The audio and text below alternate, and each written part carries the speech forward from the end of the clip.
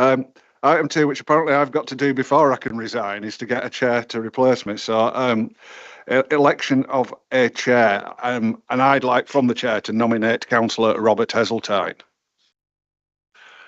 So, Councillor Andrew Williams or myself. Do we have any other nominations? Looking round, no other nominations. So, do I propose Councillor Heseltine? Just one word of warning, Councillor Heseltine. There's an in-person meeting of the chairs of area committees at County Hall tomorrow. 2 o'clock. 2 o'clock.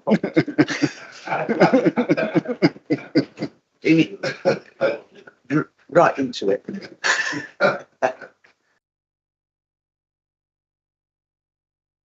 Living the dream.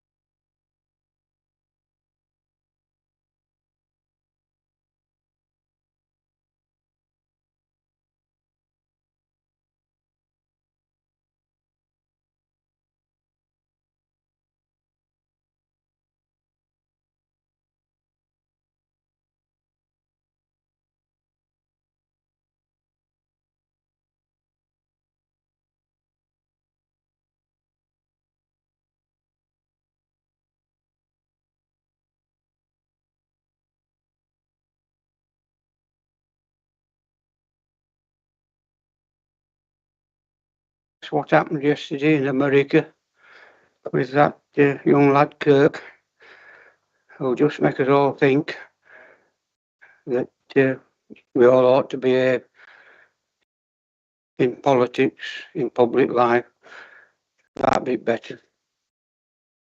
But I shall need your support and help as we go along. Because, you know, excellent Vice Chairman. We've worked together for 20-some years, Andy. Yeah. Right. So we've done resignation of current chair. Could I just thank Richard Foster for his chairmanship and guidance since the inception of this new North Yorkshire Authority? Do we have apologies for absence? Any apologies? No? Right. Thank you. So we no apologies for absence. Good to see Andrew Williams here as well, recovering from his operation. We all wish you the best of outcomes on that, Andrew. Minutes of the meeting held on 29th of May, pages 5 to 16. To confirm those minutes, anyone wish to move we confirm? Thank you. Seconded. Any comments on it? No comments? Right, we take those as the correct record then. Declarations of interest? Yes, young man. Sorry, it's Mr. Murday.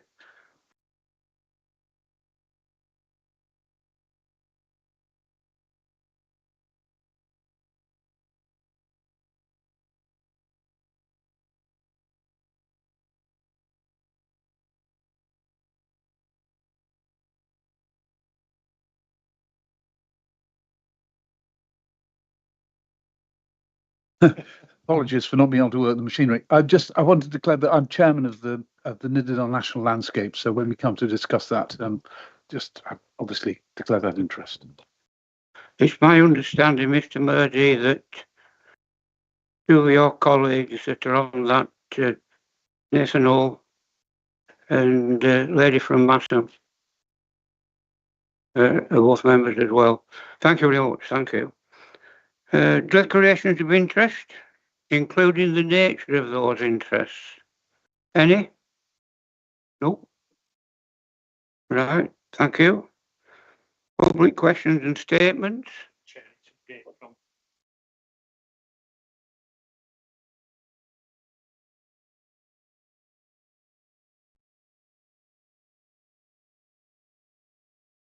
Miss Julian then. Right. Good morning. Good morning to Julian.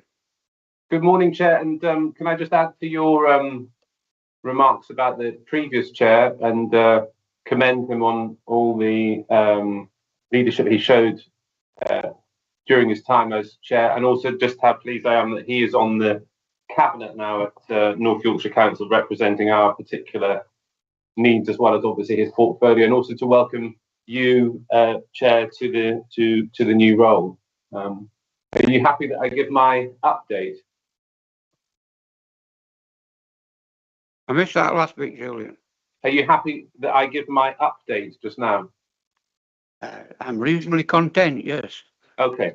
So, I obviously been a busy summer, and the main issue that I'm working on with the council is with council officers and the leader to represent the council's financial challenges that look as if they are going to emerge from the government settlement, local government settlement in the next few weeks. So I've been meeting with officers, speaking to Carl Les, and I and other North Yorkshire MPs are making the case to government that for our rural area, many of the measures that they're proposing are going to cause us big problems. We've already lost the rural services grant, 15 million, and on current estimates, we're going to be losing significantly more. So the bulk of my activity at the moment is to make sure that we try to ameliorate that situation. And anything you can do, particularly with the mayor or others, to make the case for these rural challenges that we've got, I think would be great. Other issues over the summer, the rape gang, Pakistani rape gang inquiry. I have been campaigning for obviously the inquiry, for us to check in our area that we've got no issues at the current time, and then also to get another organisation investigating South Yorkshire Police that was members of whom were implicated also in these horrendous crimes. And I'm pleased to say that the National Crime Agency is now looking into them. We continue to have challenges, obviously, with Arla, and then in Councillor Hull's ward with Kerry pulling out from their businesses. I've been working on that with councillors. And then obviously as we look at immigration and the need for the government to take much stronger measures on small boats, and then also on the forthcoming budget, I'll be making the case for our businesses locally, hospitality businesses, small businesses, for easements on the clobbering that they've been getting over the past year. I think we're all aware the school home-to-school transport issue remains challenging, and obviously I think we just had I've had one or two cases where the appeals process maybe hasn't been as sympathetic as it could be, and obviously it'd be good to continue to talk about that, because I think obviously I accept that there's this policy, but the appeals process, I think for particularly places like Outer Shore and other rural, particularly very isolated parts of our rural area, do need a very careful think. So, Chair, that's my summary, but obviously, as always, happy to answer any questions.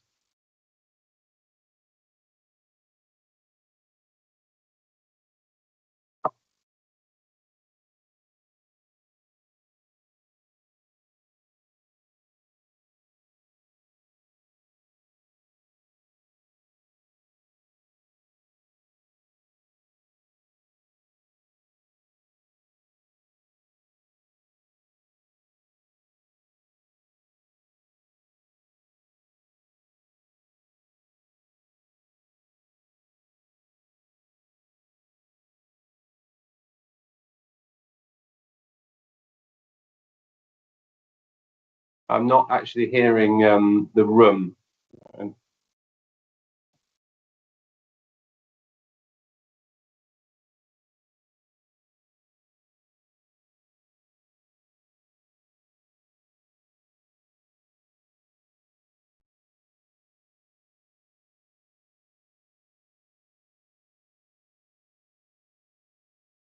I think there may be a mute on at the moment.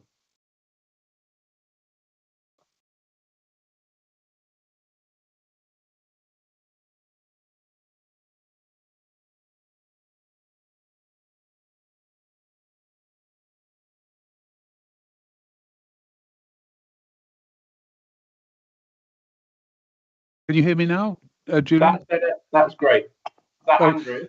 Yes, it's Andrew Murday. So Hi, there's Andy. a couple of things. Summerbridge Sawmills has been a site that's been standing idle for at least 10 years now, and it has the potential for a small, for a mixed development of employment and residence. I've written to the owners of the site without success. I've written to the economic development officers in North Yorkshire Council without success. I just wonder if you could take up that cause, Julian. Well, if you were able to send me a letter, obviously the challenges with buildings that are in private ownership, and then when the owner doesn't want to shift, it's very difficult. And obviously, I think we all agree with the property rights, but it is hugely frustrating. There's this example, and then a number of other examples where just the leaving of buildings which could be used is really frustrating. So if you send me what you sent, Andrew, I'll try to assist. I will write to you about it. It's actually becoming dangerous because it's quite easy for kids to get into it, and it's quite hazardous for them, I think. Second thing is, as you probably know, we're discussing the National Landscape Management Plan for the next 5 years. I just wanted to say that there's a new Secretary of State for DEFRA. All the national landscapes are dependent on a relatively small seed funding, which is their basic income, but then having to apply to all sorts of different organizations for the rest of their funding. I think with the new Secretary of State, I just wonder if you would, if you get the opportunity to put forward our case and maybe actually invite her to come up to the Nidderdale National Landscape and see what we're doing. I think that would be quite insightful for her. Yeah, well, look, I'm happy to try to get her up yeah, so noted. And again, if you wanted to add that into your email, that would be helpful.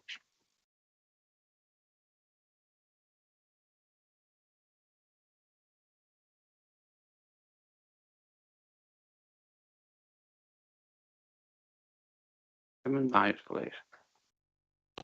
Good morning, Sir Julian. Hi, Simon. Can I congratulate you on your new beard? Well, very elegantly appointed. I just really wanted to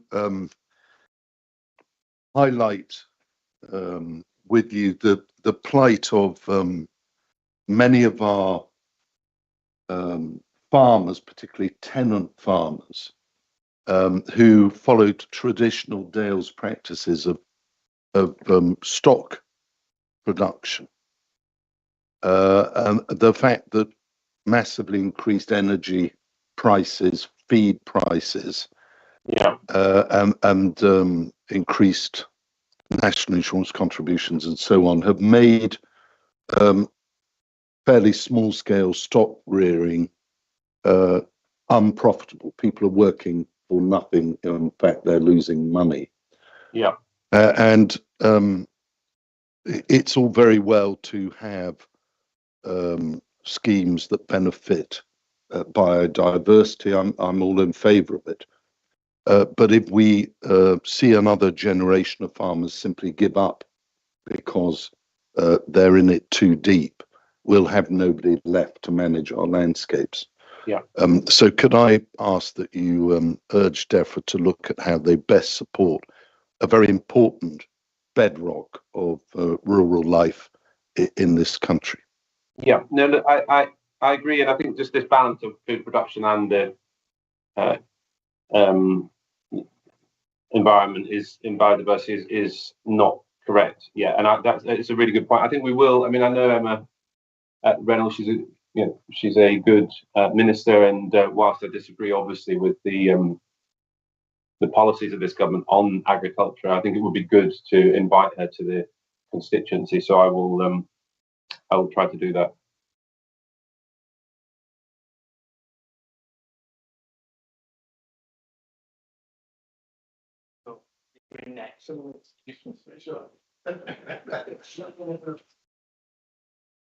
Do we have a sparrow in the room? Is there any more points to Sir Julian Smith on this agricultural topic? Nobody? No. Miss Barbara then, please.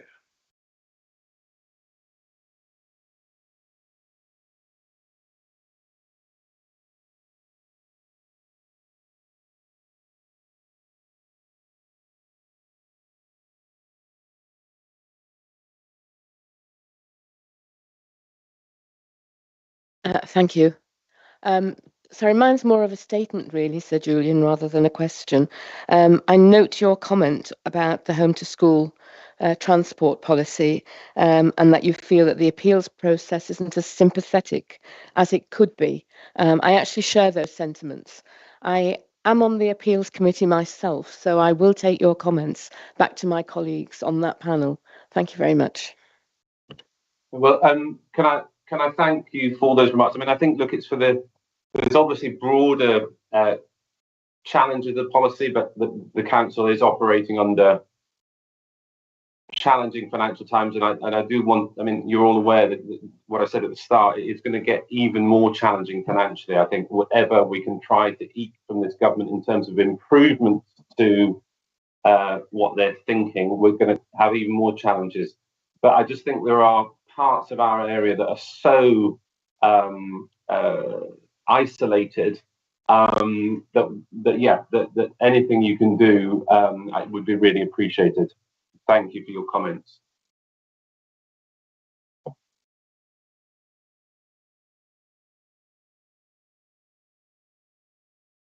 Mr. Andy Brown. Yeah, same topic. I'm glad you raised the flexibility of the policy. I think from the start, my concern has always been that it may be a necessary policy in order to save money, but the way it's being applied is incredibly clumsy. And we do need a lot more flexibility, particularly from officers, and recognising that when there's a mountain range in the way of a bus ride, you can't use a ruler. And we can't split villages in half because one half is closer to one school and one half closer to another. It doesn't even save us money. We need to show a lot more flexibility on this policy if we're keeping to it. Yeah, and I think, Andy, I mean, I think I've got two equally strong views. That the council is in a difficult position, and you as councillors and the cabinet and officers on finances. But within that, you're right. There are just some examples where it's just really, really difficult. And there is, I think, honestly, there's no other council in England that has these sort of height and topography challenges that some communities in our area do.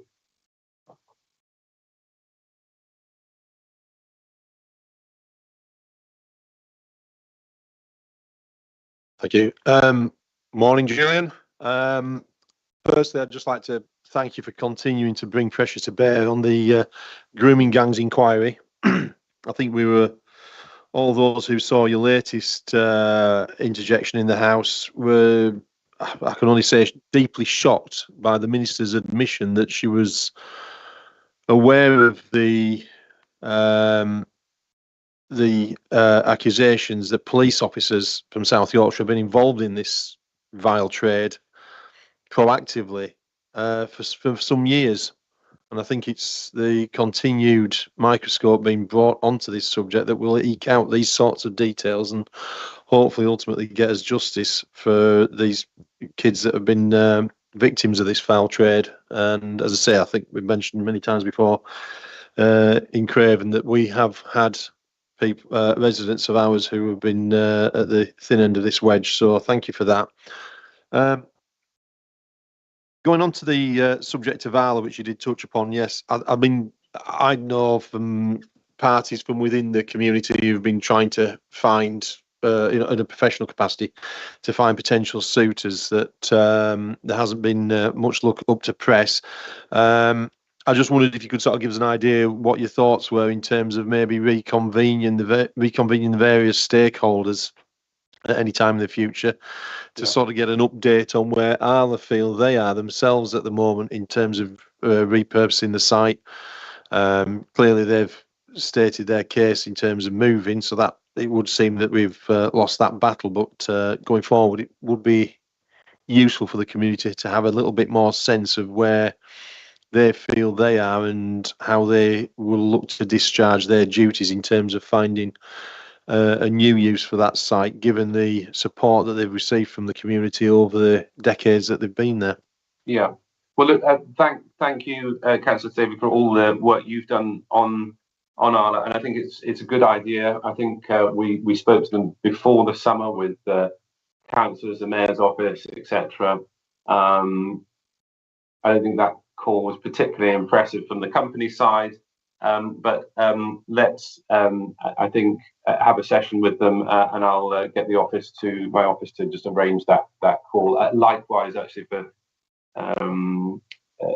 Councillor Hull, I think Kerry had finally come back and said, they would be happy to have a call with regard to their exit from the site at Burstwith. So I'll make sure both those calls are set up.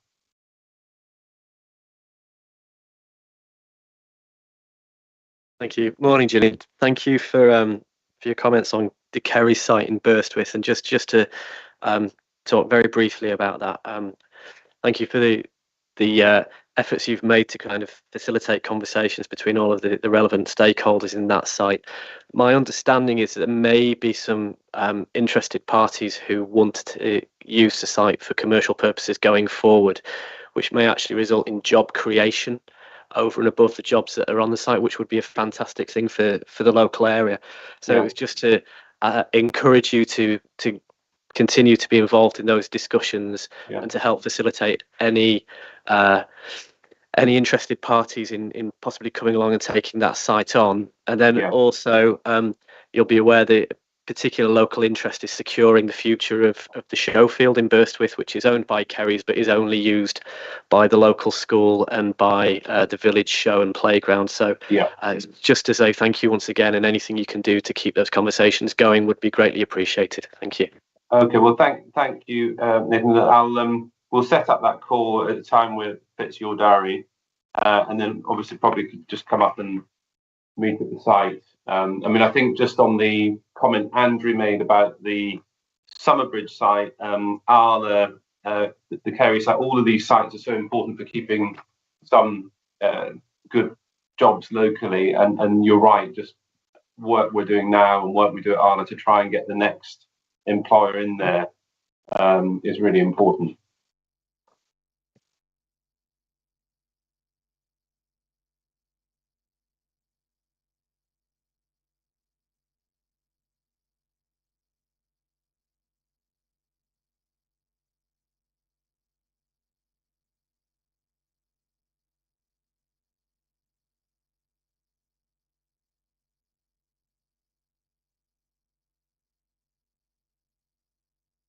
I can't hear anything, Chair.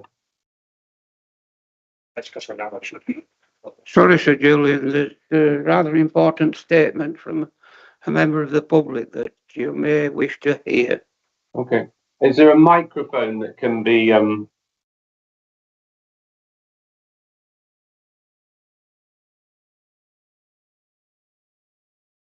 not hearing anything, Chair. Chair, before we move forward with this, I was asked to read this statement out on behalf of a Rebecca Owen. Are you representing Rebecca Owen? Yes.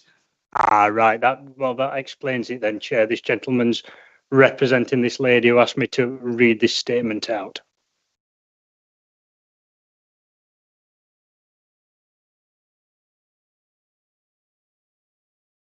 Hi there. I'm a member of the public. My name is Christopher Jackson. I'm going to read this statement out on behalf of my neighbour, my friend, also a fellow parent who's facing a similar issue to myself regarding the home to school bus transport bus pass issue due to the recent change of policy that's affecting the student intake this year. And we've got similar views on the intake, but this is her statement. 3 minutes, it shouldn't take that long. Okay. Thank you for the time, councillors. I am submitting the below statement to be read out, then discussed, and an answer provided from the area committee meeting, please. I work as an NHS doctor, and I cannot get the time off to attend this meeting. I already had to take annual leave to attend my stage 2 appeal, and there is no cover available.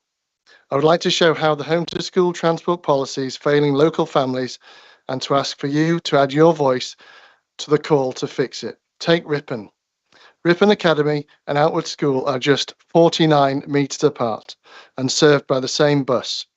Pupils from villages to the north can ride it for free to either school, but those from the south can only ride it free to Outward Academy because the gate is slightly closer to their homes.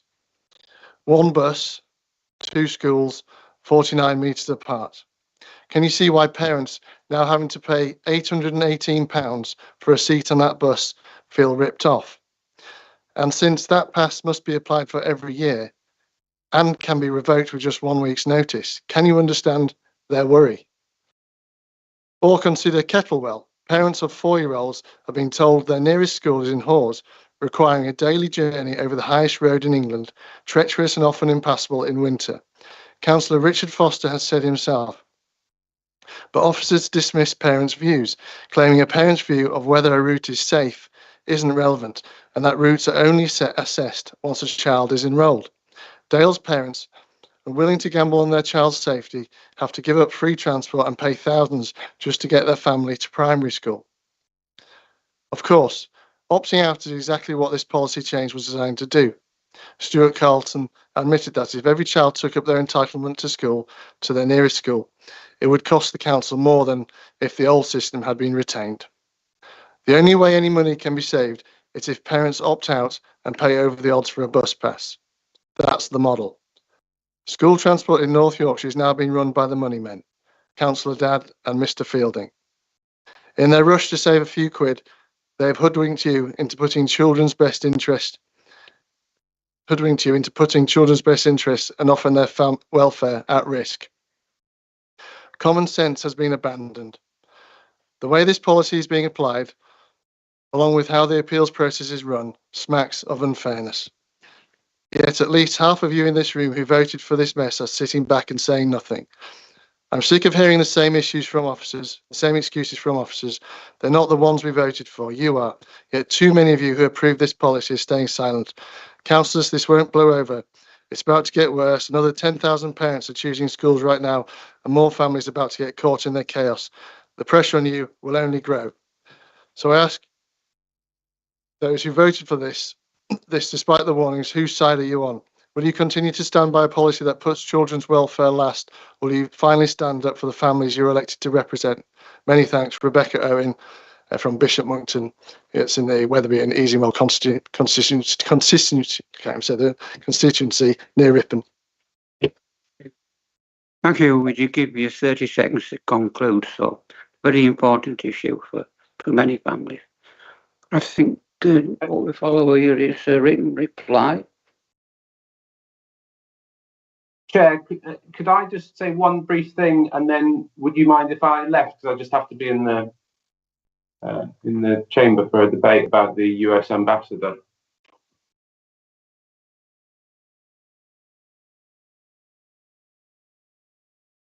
Can you hear me? I thought you'd be rushing back to the walls of Westminster after the behaviour of this last week. So I think, Chair, just on the Mr. Jackson's statement, I just think obviously this is for councillors, but I want to obviously get across the financial straits that North Yorkshire Council is in and will be in with this new settlement later in the year. We're going to do everything we can to get the best possible settlement from this government, but it's going to be tougher. So I think the area that we've talked about, appeals and review and all of that is really the area that I would argue we need to focus on. But we have to be also honest with Mr. Jackson and others that the money, rightly or wrongly, is now limited and is going to be more limited. And the trade-offs that we have to all make are going to become even more difficult. So my appeal to the council is to look at the appeals process, the review process, but we also have to be honest with voters that the money coming from central government is going to be less than it is now, and I think considerably less. I'll follow up on all the other points, Chair, as I always do, to you and to the Secretariat, and thank you for your time this morning. Thank you, Steve. Who do we have online? Chair, in relation to this, we don't have anybody online, unfortunately. A response has been requested from the appropriate officers, but we have not yet received that. So as soon as that is available, that will be sent out to the questioner and the statement maker, and members will be copied into that response. We only got the question 3 days ago. It came at the time, so that's gone out straight away. So it should be coming any time. Mr. Thank you, Chair. Just to say that I agree entirely with the sentiments of the presenter, but I think one thing we can all agree that it's been an extremely stressful situation as a result of this. And I think I hope we should all consider that the review process should be brought forward. I don't think this should be allowed to continue in this current state for another year without the whole process being reviewed properly, because there's even a doubt actually as to whether it saves money. So that's what I would be pressing for, and maybe even the view of this area committee just tested out on that. Thank you. Miss Barbara, please.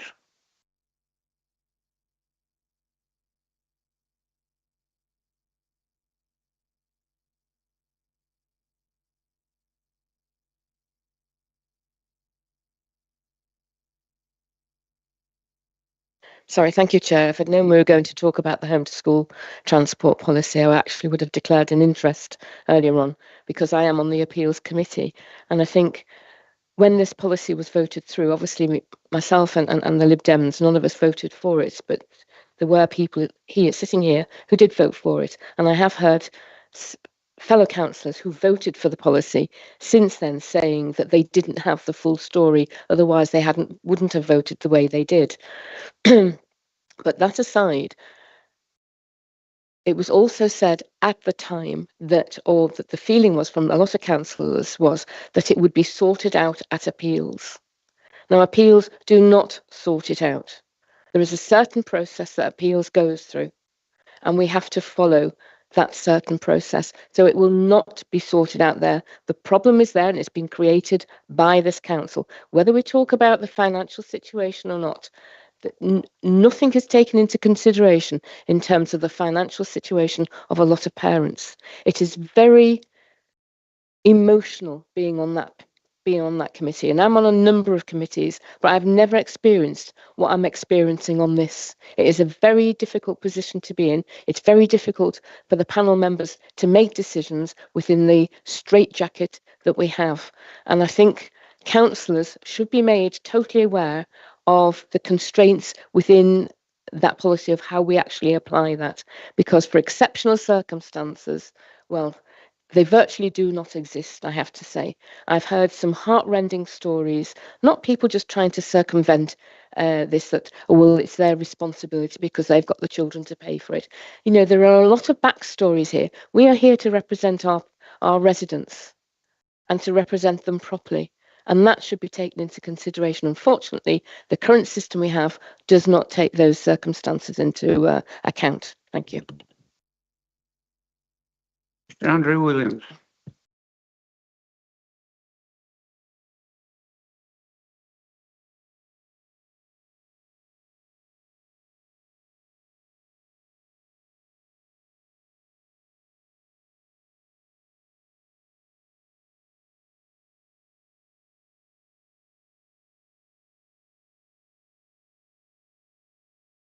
I sincerely hope not, for the committee's sake.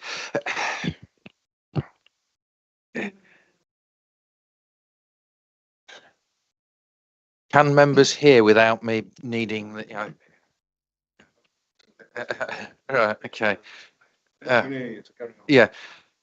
I think what I would ask is that the review that's currently underway looks at the issues that are being brought out as a result of the implementation of the policy. And clearly, when members voted for the policy, we did so knowing that invariably a new policy always creates anomalies. But clearly, there is no logical sense in a situation where two schools who are effectively directly opposite each other, that officers are literally taking the policy to the nth degree and starting to measure feet and inches as to where the entrance gates are on those two schools to make one marginally nearer than the other. The fact is that they are directly opposite each other. The bus park is directly in the middle of between the two schools.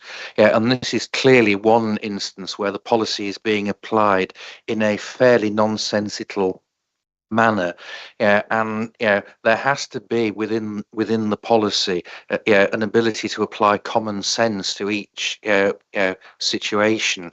And the idea that what we've got is officers rigidly saying, well, there's a few feet difference between the two schools. That was not the principle of what elected members were voting for, in my view. It certainly wasn't in my case. I didn't expect to have a situation where parents were being disbarred, where two secondary schools were directly opposite each other. And I think that there needs to be a little bit of common sense and logic applied to resolve some of the issues that the change has created. Andrew, that sounded like sound advice.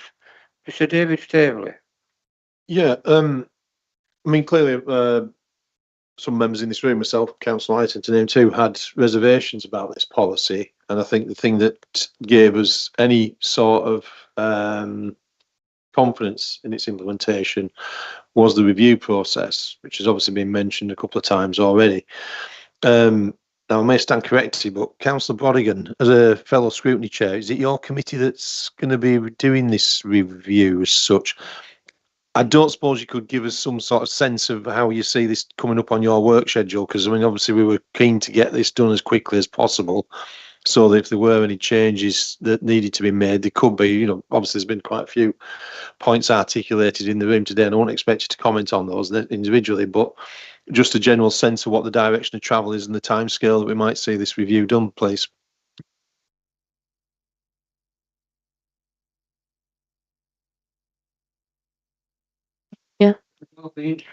Thank you. It is actually No reply. yeah, Amanda Fielding is making a presentation at the scrutiny committee next week about how the review will take place, the timescales, and what actually will be reviewed. So we will be questioning then. It's not the implementation of the policy that we'll be looking at, but actually the review, how that's going to be applied. So that's next week. Thank you. Anyone else? Mr. Hall.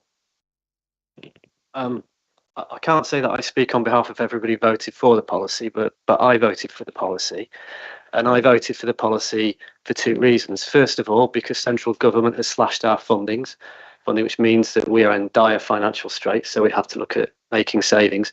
But also, secondly, when the policy was implemented, we were clearly told that there would be a review after 12 months. And so on that basis, I felt comfortable in voting for the policy. Clearly, there are anomalies have arisen that we knew would happen during this time. I know Councillor Murday said we should bring the review forward, but I don't see how we can do that because we won't have the full financial picture until we get to the end of the financial year and see how things have panned out, whether there have been savings, whether there haven't been any savings. There will also be, I am quite sure, situations that officers put forward that will say, actually, there have been a few anomalies where it's cost us more to implement the policy in certain areas, but that's the whole point of the review, and that's why I voted for it, because it gives us that opportunity to examine the full year's data and make some sound, sensible decisions, I think, going forward. If changes need to be made, then I can't think of anybody on the council that would vote against a sensible change. But we do need to get to the end of that year so we can do a proper review and then sit down collaboratively and work out what's best for the council's finances and also best for the families that this is impacted on. Thank you. David Norman, please. Thank you, Chair. It was commented that the policy is being implemented nonsensically. And I think the problem is the policy is nonsensical. I remember speaking to a senior Conservative some time ago, early on in the discussions about this, and he said common sense would apply and certain routes would be protected. So this idea of being either side of a mountain range, as somebody referred, but that wasn't implemented, and clearly the people right at the top have dug in their claws and have refused to move, so that the common sense wasn't applied. It could have been early on in this debate. So I still think the policy is wrong. I've always stood against it, as we have in Greens, but it's not a political thing. We should be thinking about the residents. We are a particularly different county, aren't we?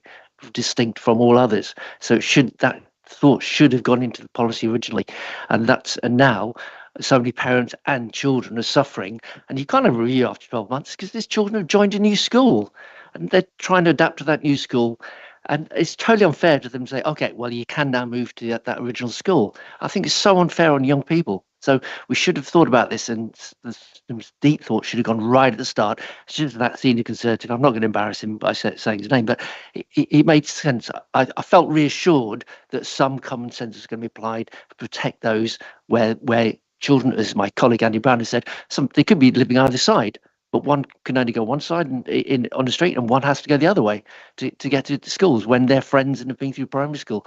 It just didn't make sense in the first place. Well, I've missed Barbara again. I think we've given it a good thrashing, actually. I'm about ready for moving on.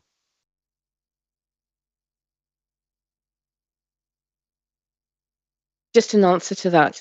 Originally, it was going to be reviewed in the spring just gone. That was going to be the start of the review, and it was going to take place this November, but it's been put back a year, to be perfectly honest. And you're absolutely right. They could be looking now at how much it's costing, because they're already contracting buses and the transport. So it's quite easy now to know the impact of it. So there's no excuse for that. I feel very strongly, I know there are some committees that some areas in the county that are more affected than others, but I think particularly this constituency, certainly on the borders with other authorities, will be affected. So I feel that this should be an agenda item at our next ACC, and that we actually gather feedback from the members around the table of the effect it's having in their particular divisions. So we've got some data that we can actually forward to North Yorkshire Council, certainly because we will have that information from our residents. I'm proposing it's agenda item. Right. This item, school transport, is not on the agenda. It's a very great public interest, though, and that's the reason why I've allowed, as your new chairman, to have some public debate on it. One thing is certain in my mind: this confusion over school transport needs sorting out, and it needs sorting out as quickly as possible. Please. Final comment to Mr. Myers. It was just in response to Councillor Brodigan's suggestion that we could gather data by listening to the anecdotes of councillors. I'm afraid that isn't reliable data. I'm sure there are better ways of gathering it.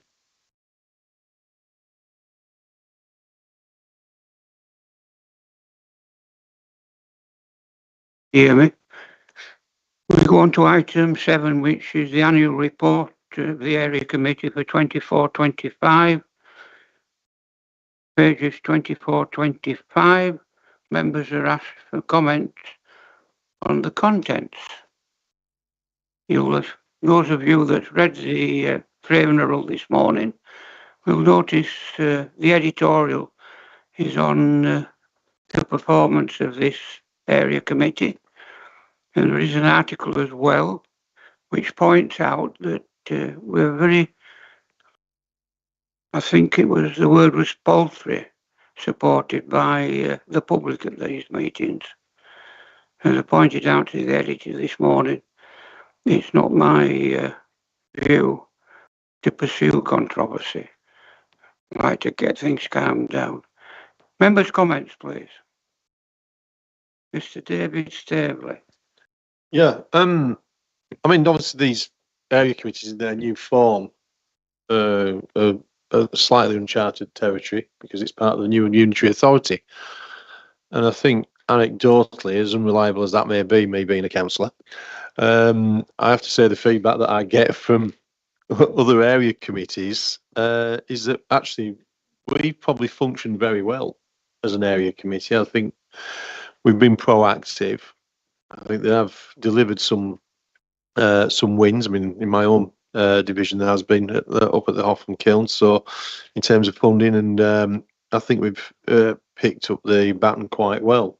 I would like to see us continue forward with that if possible. Certainly, in terms of the economic development part of our work, which has got the seeds of being quite beneficial to all areas, in not just the historic Craven area, but the Ripon one as well, which I think, to be fair, it's not really telling tales out of skill to suggest that Ripon has been left as a poor relation to Harrogate for an awful long time prior to LGR, and I think this committee has gone a long way towards trying to right those wrongs in whatever small way we can. So, yeah, I'm pleased with the work we've done. I mean, I haven't read the Craven Hill, to be bluntly honest. Better things to do at this morning, but it's nice that they know we exist because they haven't even turned up today. But anyway, yeah, so that's my piece on our annual report. Thank you, Chair.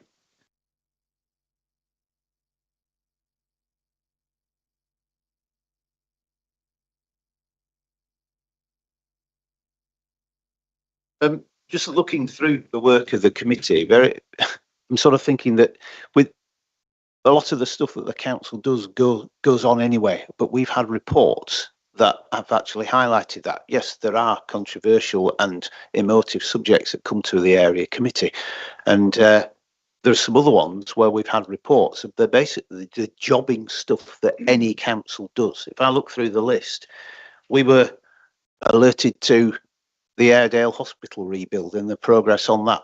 The hospital is extremely dear to many residents' hearts here. Its services provided outside of the boundaries of this authority, but we were very right to bring that to this committee and report it in public. Another one, housing.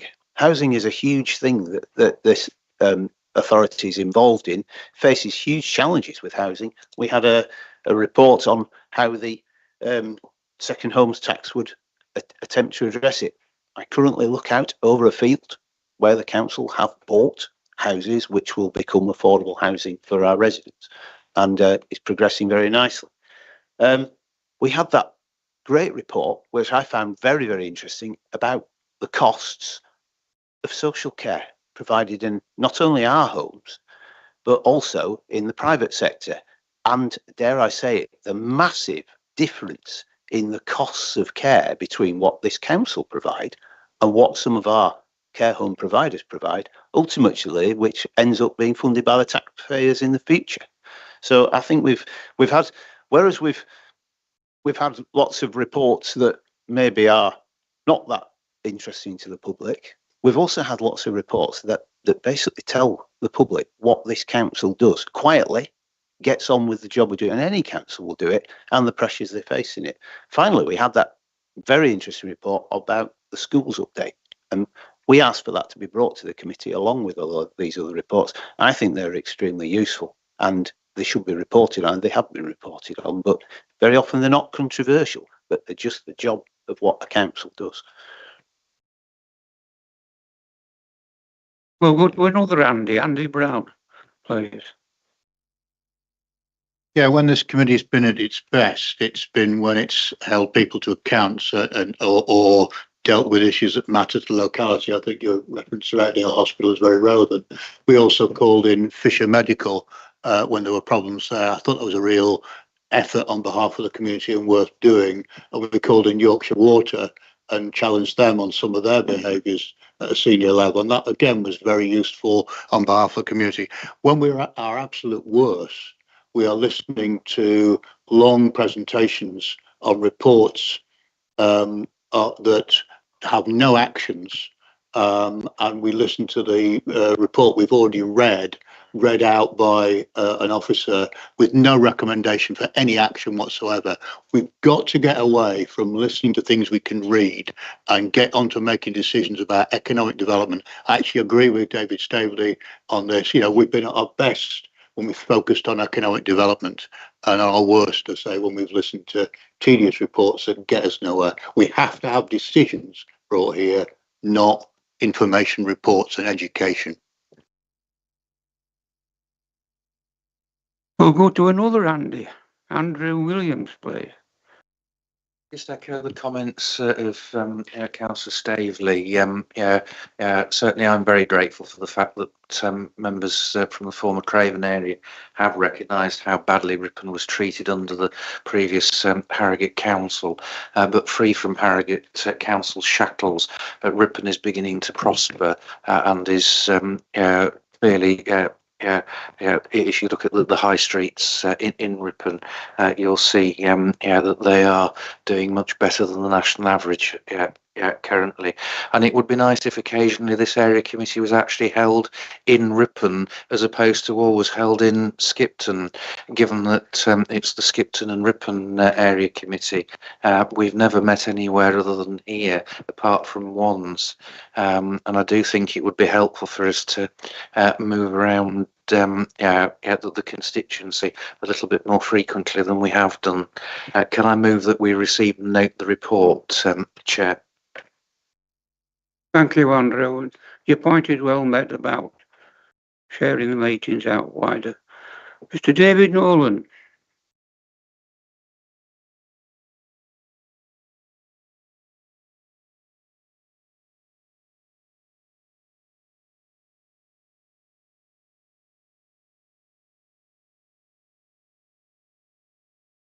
Thank you, Chairman. Obviously, here in Skipton and Ripon, we are fantastic and exemplars of good practice and much better than everybody else. I think the editor of the Craven Herald, who has the pleasure of often attending our area committees, but also of drifting into Lancashire and going to the Pendle area committee, has a very good point that Pendle area committee is very well attended by the public, and we are not. Now, it may be because everybody's watching us on YouTube, but I doubt it. And I think it's interesting when one looks at the work programme further down the agenda and some of the suggestions, that actually to look at how some of area committees outside North Yorkshire operate and to see why perhaps they've got more traction with the public, particularly Pendle, which is a skip and a jump, might be quite a useful thing to do. And I'm actually grateful to Miss Leslie Tate at the Craven Herald for kind of raising this, because obviously, you know, we don't sit here for our own benefits. This is a public meeting, and we would like the public to engage with the council. This is an opportunity to do it. So I think we should look at better ways of engaging with those who put us here.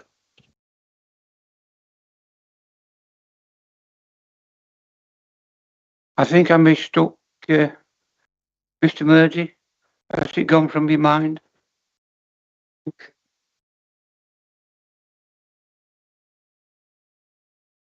Please. Thank you. Just in terms of YouTube, you might be interested to know that there's 6 people watching right now. One of them will be me, so we have 5 members of the public watching. So clearly public engagement with this meeting is not as it should be. At the risk of sounding parochial, if we're going to take this meeting to other areas, can I suggest Pateley Bridge as well? We have taken the planning committee to Pateley Bridge, and the facilities were very good and we've looked after very well. There are 12,000 people in Pateley Bridge. which is probably about 18% of the constituency, 17, 18%, and it's midway, sorry, in Nidderdale, 12,000 people in Nidderdale, not Pateley Bridge, sorry. Yeah, so yeah, if we're taking the show on the road, if we could take it to Nidderdale as well, that would be great. Thank you.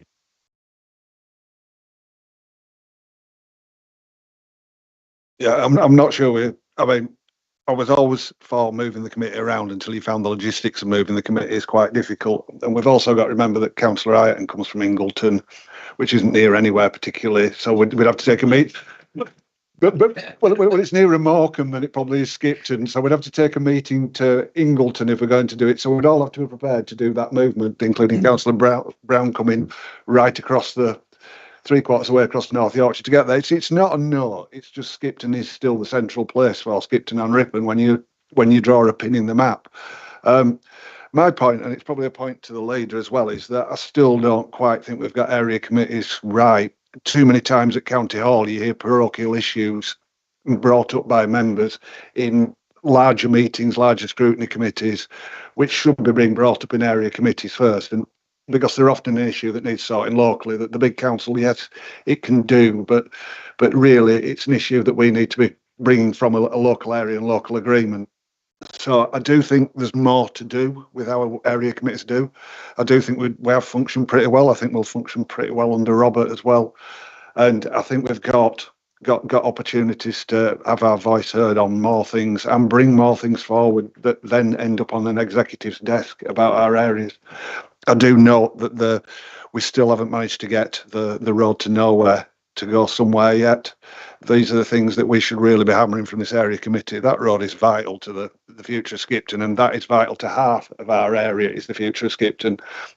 And we need to make sure that road happens, and it isn't happening, and we should be knowing why, and we aren't. And those are the things that we should be getting updated on more regularly. Maybe with a new chair we can actually get these things driven forward, because I appear to have failed. I did notice, Mr. Foster, while you were speaking, that Mr. Les, our leader, was nodding in agreement.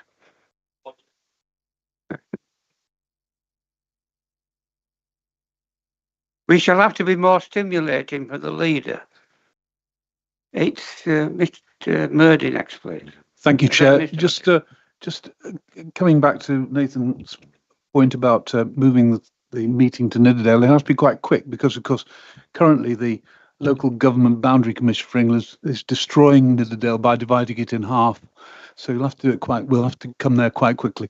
A view of the Boundary Commission, which I object to, alongside almost every member of the population in Nidderdale.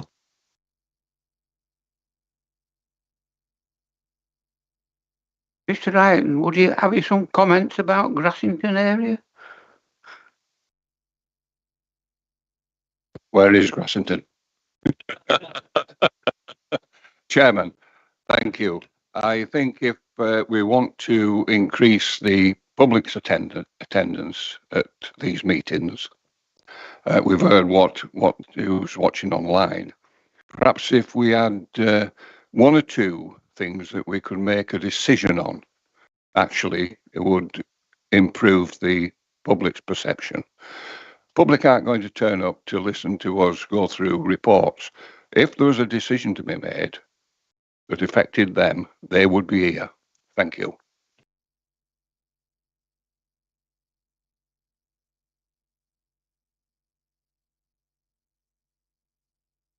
Thank you, Chairman, and congratulations on your new appointment. I've been listening very carefully, and I really do feel, and Richard Foster mentioned it, that I've come a long way from Cundall. It's not quite as far as you think, but it's an hour and a bit. But we are the Skipton and Ripon area committee.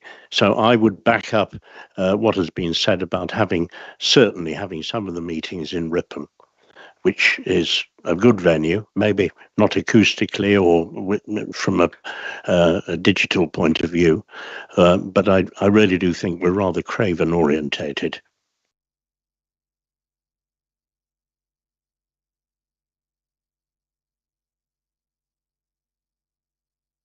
Yeah, it's it is Skipton and Ripon, you're quite right, but there's more than just Skipton and Ripon in this. So, as has been pointed out, the geography does extend quite a long way further to the west from Skipton. So, you know, for those of us that don't live in Skipton and don't see ourselves as Skiptonians, it would be a little bit disingenuous to suggest that there's too much focus on Skipton and that's partly our fault. There is no Craven as such anymore. It is North Yorkshire.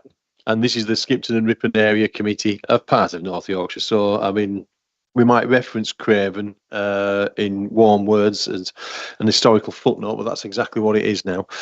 And to Councillor Murday's point, it was political interference by the Lib Dem group in the consultation that's meant that myself and Councillor Ireton's ward is looking like it's going to get carved up, because the boundary review has looked at the comments that were made in its last incarnation, although there has been another document put out for consultation, and it was, as I say, it was suggestions from, I believe, from the Lib Dem group that meant that now our divisions are being carved up, and communities who quite clearly stated that they have no identity with the ward that they're being put into are looking like they're going to be forced into it. You know, with all due respect, the people of Clapham cum Newby and Clapham are lovely people, but I don't see that they've got much affinity with the people of Ribble Banks or Settle or Horton and Ribblesdale. So when you talk about the interference of the process of the Boundary Commission, now it's cutting your community in half, well, please be assured it's the interference of your own political group that's meant that our communities are being cut in half. So I'll just leave that there. Thank you. Yeah, I gently remind members that boundary review is not on the agenda today. And that's before Mr. Simon Myers speaks. It's just a point of information, really, and to correct a foul slur on the history of our part of the world just perpetrated by Councillor Staveley. There is a Craven. Craven is one of the oldest area designations in the country. It predates the 3 ridings of Yorkshire. It predates the conquest, and it still exists, and it will always exist. Thank you. We are asked to note this report, but no doubt a comprehensive note of what members have raised could go to the leader and the executive, because there are a fair number of issues raised that apply across North Yorkshire, if that could be done. Just when it comes to how this committee performs, you want to sit on one of our area planning committees where we don't even, if we get one meeting in 3 months, and when it does meet with one item to discuss, then that's a totally demolishing of local democracy. And North Yorkshire could alter that itself in short term, but the government does seem intent on taking all planning discussions virtually away from local members, which cannot be right. I could say more on that, but I won't.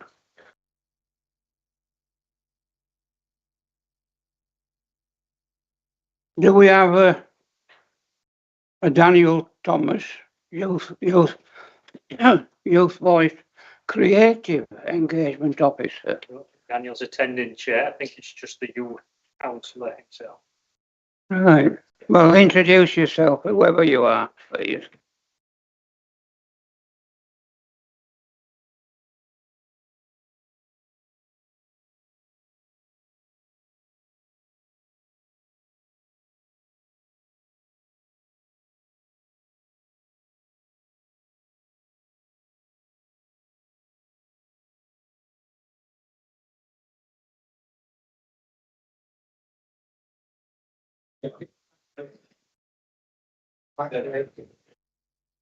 Hello, everybody. My name is Noah Garbett. I am chairman to the Skipton Youth Council.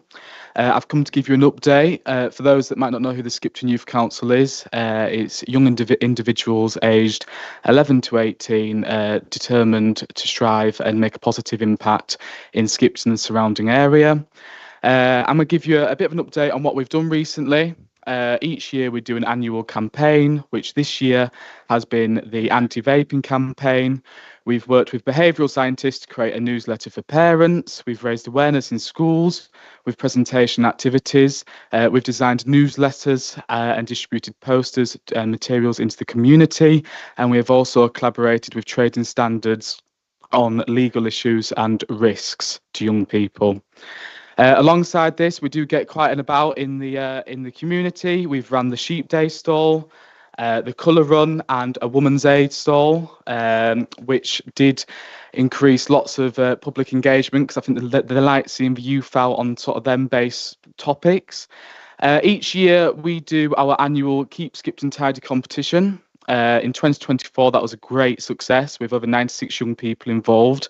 And the winner of the competition went to Skipton Girls High School, who secured a £300 funding to buy more litter picks.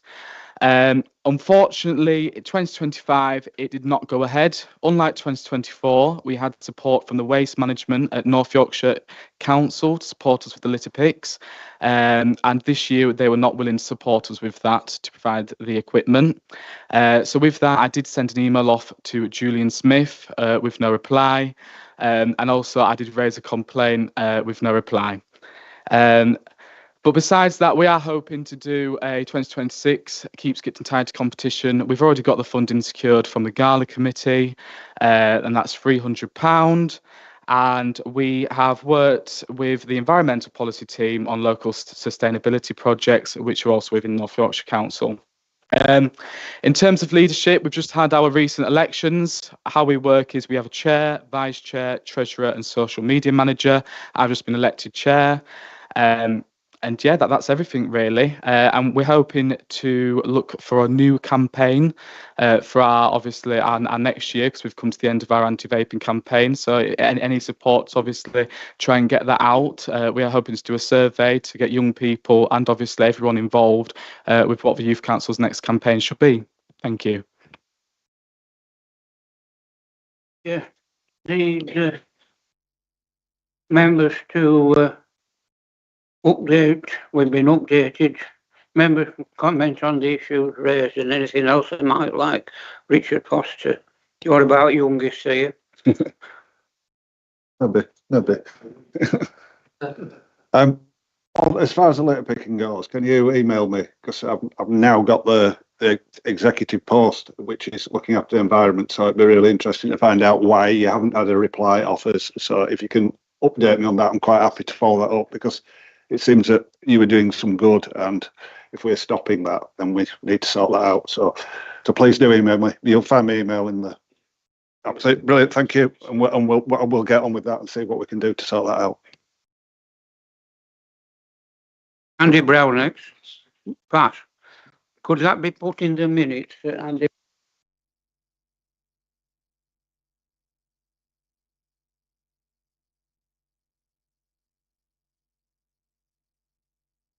Yeah, I've raised this before. I mean, obviously the name was changed from the Craven Youth Council, or was it Craven Youth Council, to the Skipton Youth Council, which seems to get a little bit Skipton centric.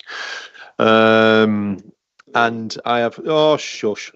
How might I suggest, if you want a campaign, that you look to try and further your engagement beyond the boundaries of Skipton?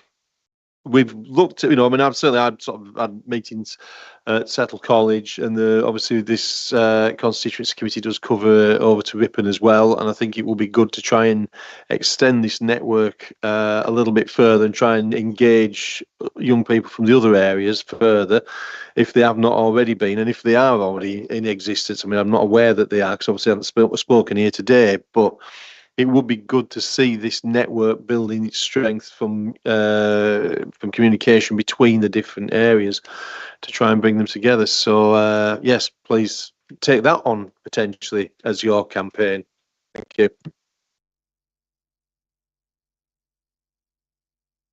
Thank you, Chair. Can I say thank you for what you and the Youth Council do? It's really important, both for young people on issues like vaping, and for the whole community in terms of your engagement with things like, tidying up the town, and other conversations I know you have about safety and so on, anti-bullying and many campaigns you run. I do follow you on social media, so I know what you're up to. But always remember to come to us if there is anything that you need help with that's in our capability. I'm very surprised to hear that our waste management services here did not cooperate this time, because generally our waste management services are excellent. There are all sorts of aspects of the council you can criticise, but they're the ones that get, the 5 stars from residents. Certainly in my communities, when we have litter picks and so on, they're really cooperative. So quite what went wrong there, I don't know, but Councillor Foster will look into it. If you ever encounter difficulties like that, please email the chair of the area committee, and we'll see something is done about it, because we're very keen on what you do, and if we can support you, we will.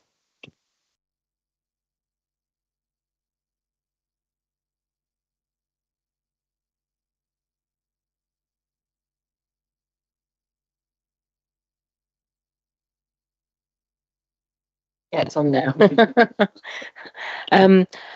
A couple of questions really, and it's with regards to the fact that what from Councillor Staveley's comment about obviously moving outwards, because I know that at Ripon Youth Council, they intend it is Ripon centric at the moment, but they have the intention of moving out to places like Massam, and so therefore having hubs, if you like, that the main council might be, for example, Ripon or Skipton and whatever.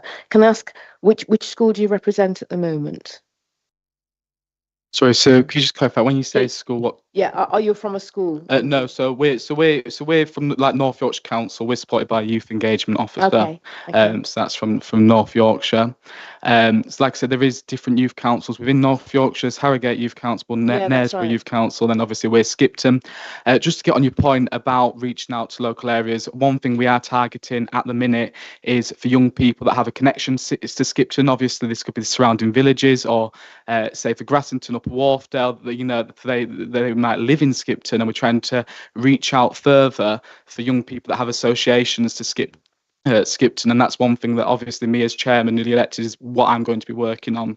Right, Definitely. fine. Yeah, Thank you. Because in Ripon, what they're doing, because we've got 2 schools there, and so they're trying to making up the council from the 2 schools, but there would be young people there that come from the surrounding areas, so that it sort of spread it out like satellite hubs, if you like. There we go. Thank you. Thank you.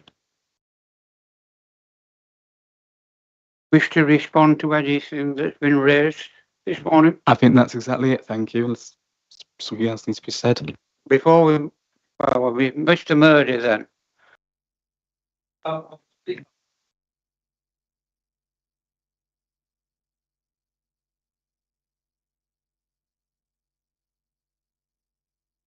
Extremely difficult to engage. Just arranging times for meetings, people going home, coming back again, it's really tricky. So of course I support all your work, but that'd be good. Thank you. As we age, and Robert did say I'm possibly the youngest here, but we are aging. The ideas for our area coming from people of our age do tend to get stale.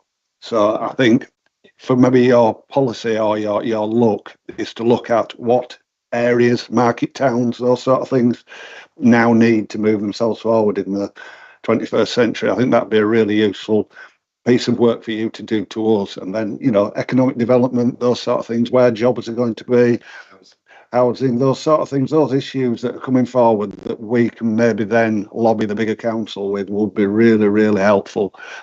We have our own views, but but to hear your views and check what our views are still correct and relevant, I think would be really, really useful.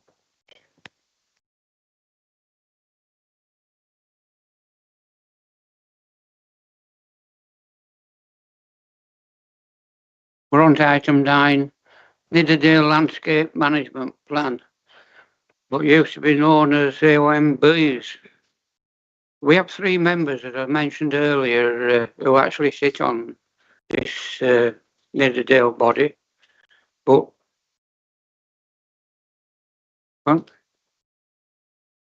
Just to say, I'm the exec member for AOMB's chair. I don't know if that makes any difference. well, look forward to hearing your wisdom then during the debate. Do we have Ian Mann and Sean Burry with us? Yep. Good morning, Chair, and good morning, councillors. Right. Which is which? Introduce yourself, please.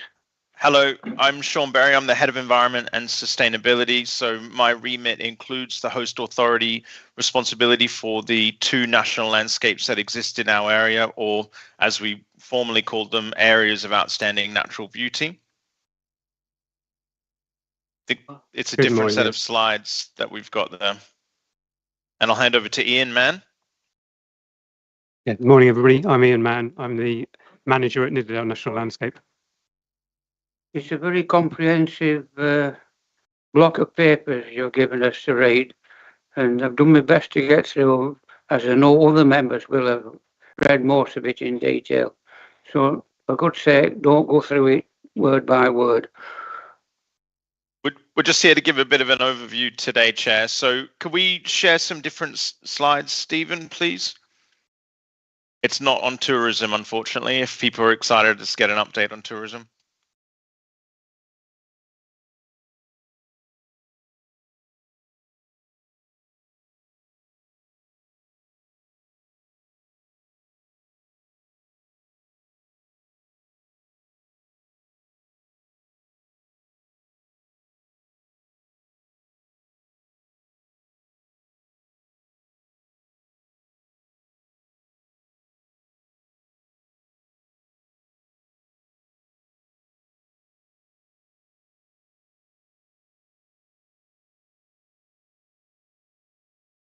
Do you require me to share my slides to kick this off, or?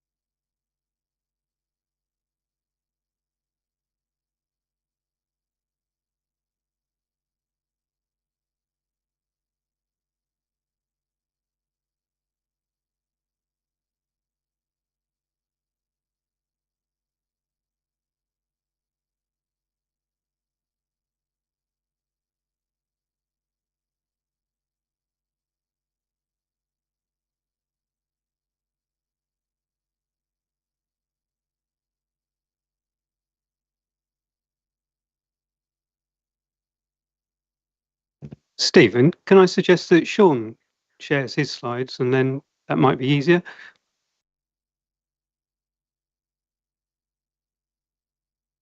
Yeah, share your slides, because this is computer's useless. Sorry. Can everyone now see those slides?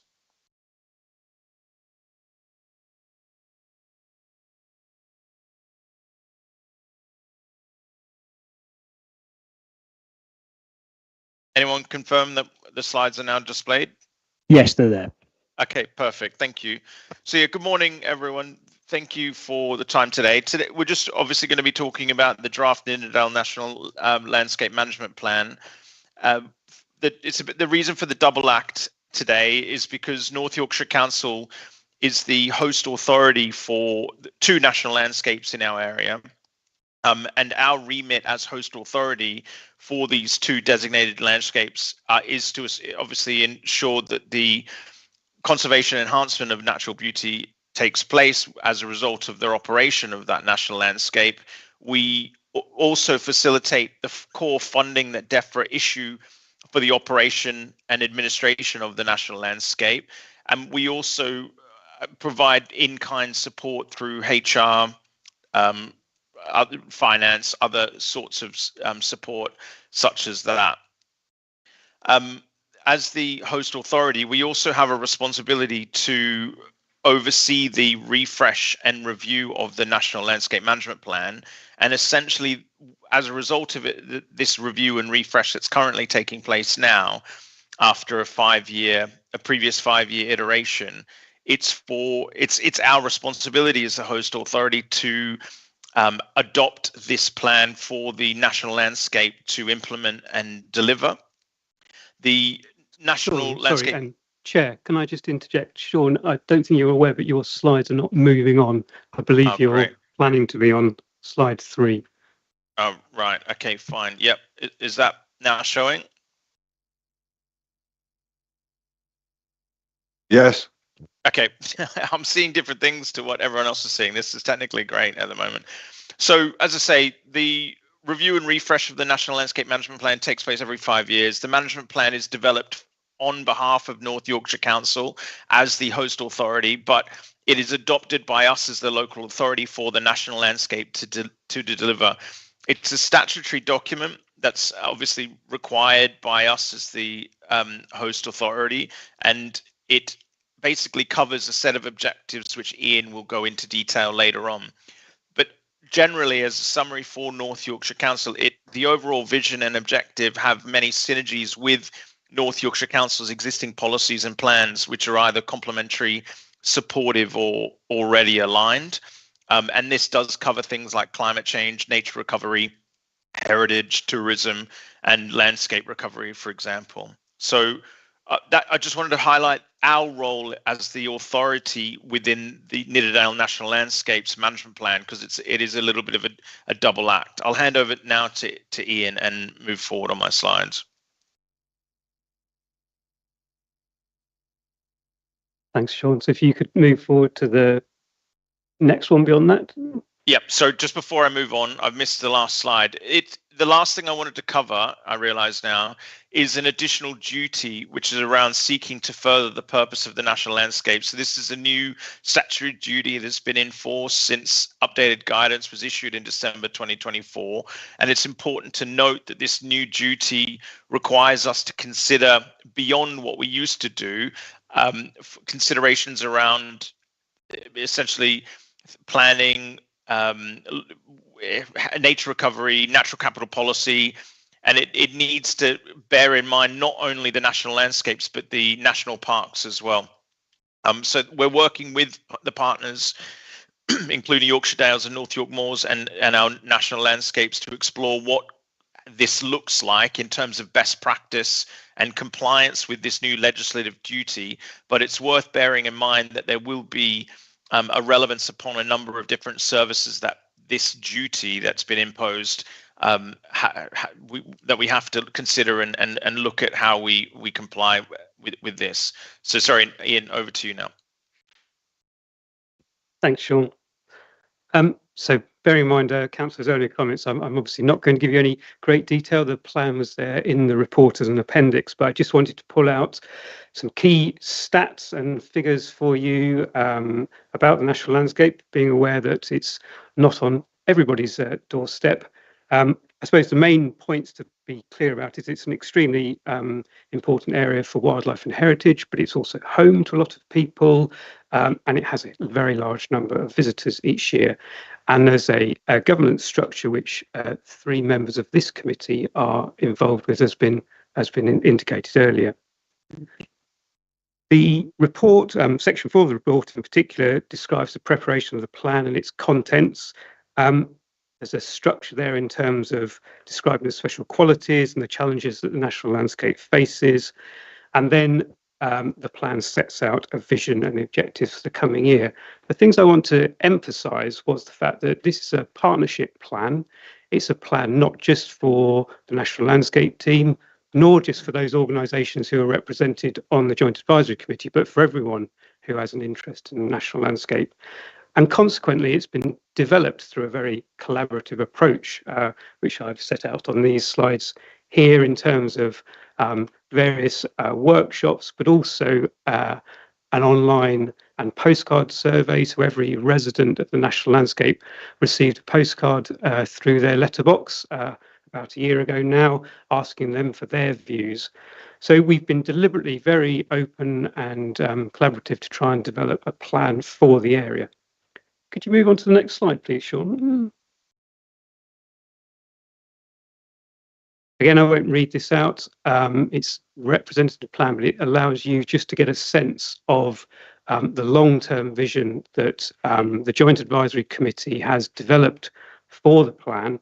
And you can see that it covers a wide variety of different issues because of the fact that this is a rural area which has many different aspects to what makes it special.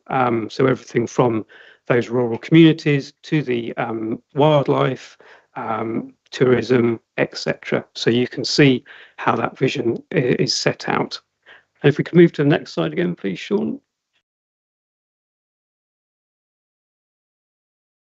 Again, just to give you a sense of the scale of the plan and what it covers these 6 themes across climate change, nature recovery, living and working, understanding and enjoyment, heritage and historic environment, and landscape.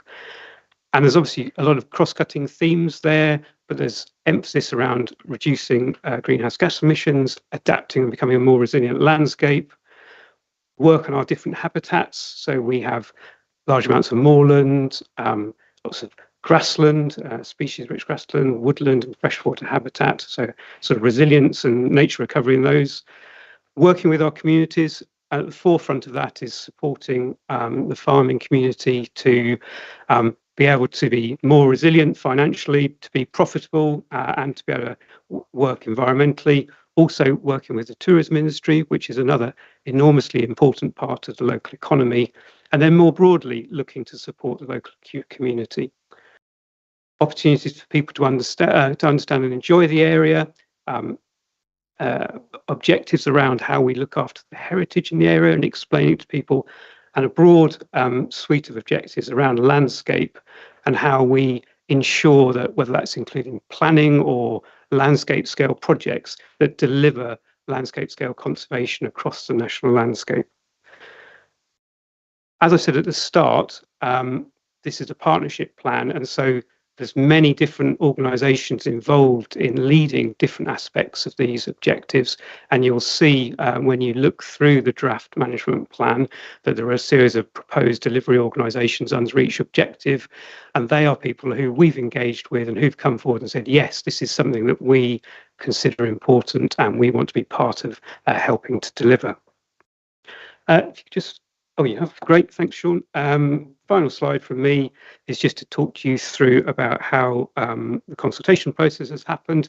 So I described that earlier level of engagement. The final step of that was to carry out an informal stakeholder consultation with all those organisations who'd helped us develop those draft objectives, which we did earlier this year. That then allowed us to move forward to create the full draft plan. And we are currently running a public consultation on that will conclude on the 1st of October. Once we've done that, then obviously we'll analyse the comments that have been received and we will respond to those comments, and where appropriate, we'll update the plan. We'll then take that back to the Joint Advisory Committee to have a review and their views on that. And then the final stage in the process is to present a report to the Council's executive to seek to adopt the plan. And that leads me on to the recommendation for this report, which is to, as the National Landscape being entirely within this area committee's boundary, is to seek you to signal to the Council that you support the plan and that you would support it being adopted by the Council. So that's the recommendation that we have for members of this committee. Thank you. Thank you very much. It would seem to be good manners to invite the chairman of this Nidderdale organisation to speak first, Mr. Andrew Murdy.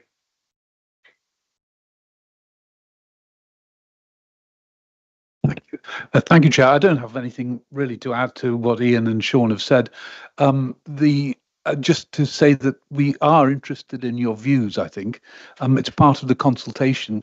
You know, if members of this area committee have feedback, a lot of us have also experience on the Yorkshire Dales National Park, which has quite a lot of similarities. The same issues arise, but of course at a different scale. So we are interested in feedback from this committee, Mr. Chair.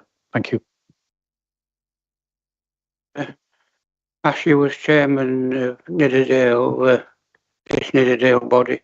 Do you, as chairman, support the direction of travel of this plan? Oh yes, I've been part and parcel of developing the plan through the Joint Advisory Committee. Yes, and of course I support it. Yes.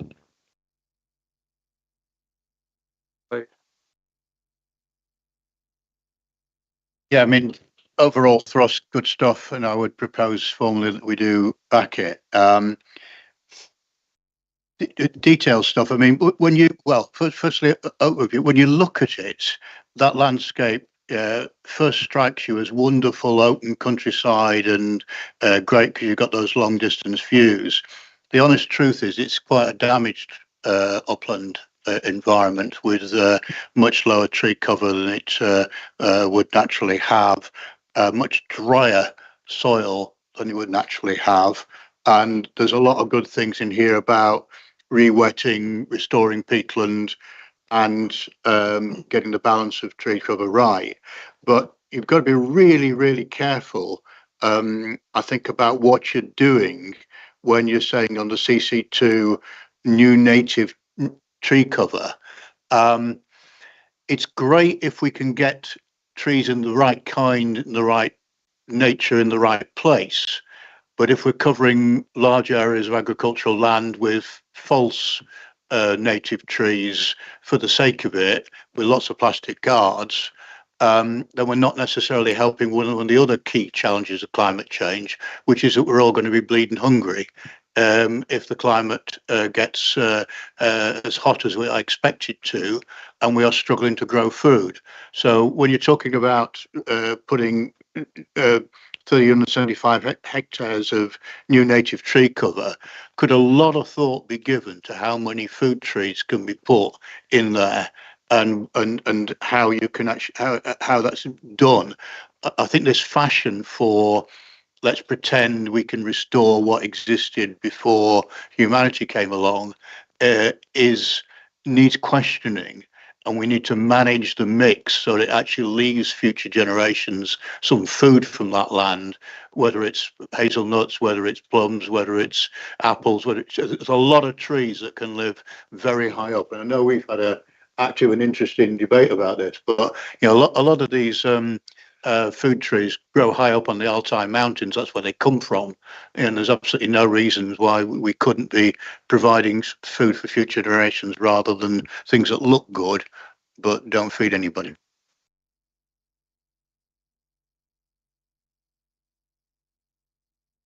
Only the starting point ought to be, members, that these tremendous landscape protected areas for the nation have evolved over many, many, many centuries.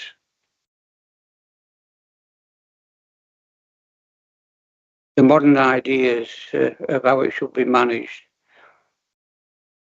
more for nature, and certainly the trend that the nation doesn't need food generated.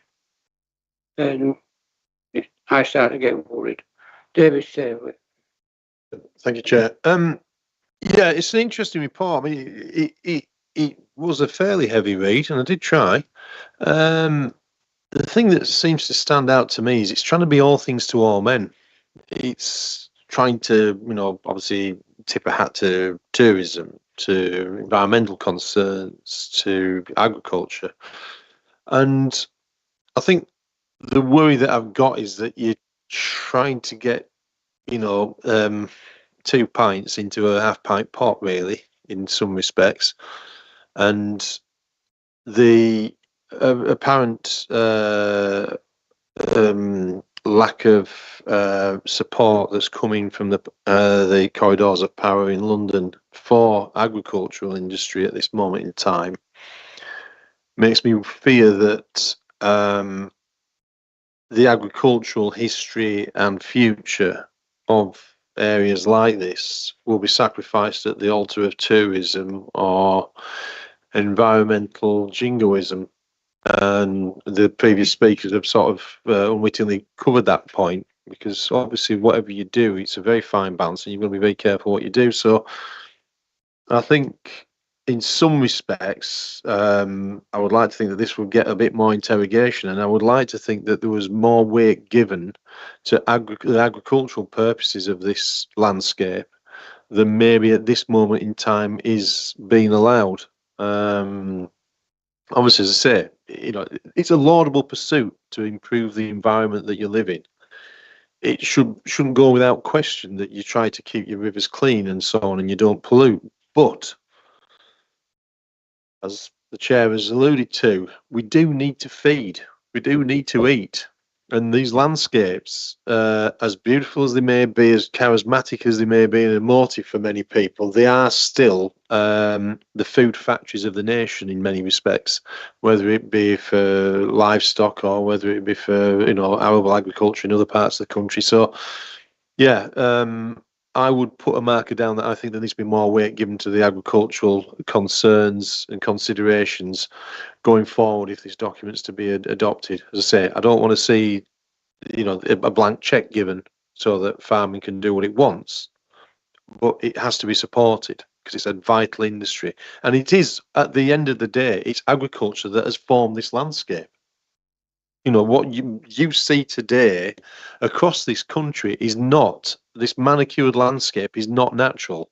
It's what agriculture has made it. And it's ironically what we seem to cover in many respects and trying to Disneyfy, should we say, to coin a phrase, to sort of take the greatest hits and, as Councillor Brown has said, plant some generic trees that we think probably look about right for what we expect it to look. We have to be focused, and we have to make sure that the land works for the people and the people work to protect the land. I'll leave it at that. Thank you, Chair.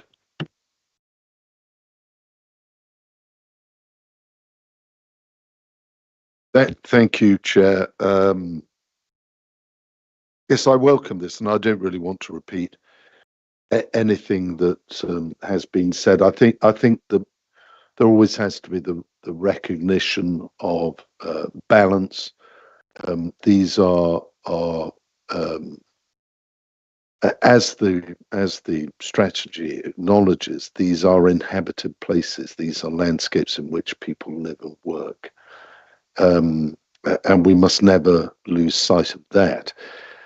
And I'm sure that the authors of the strategy and the committee will have it in mind. But I think one of the little lessons that the Yorkshire Dales National Park Authority learnt.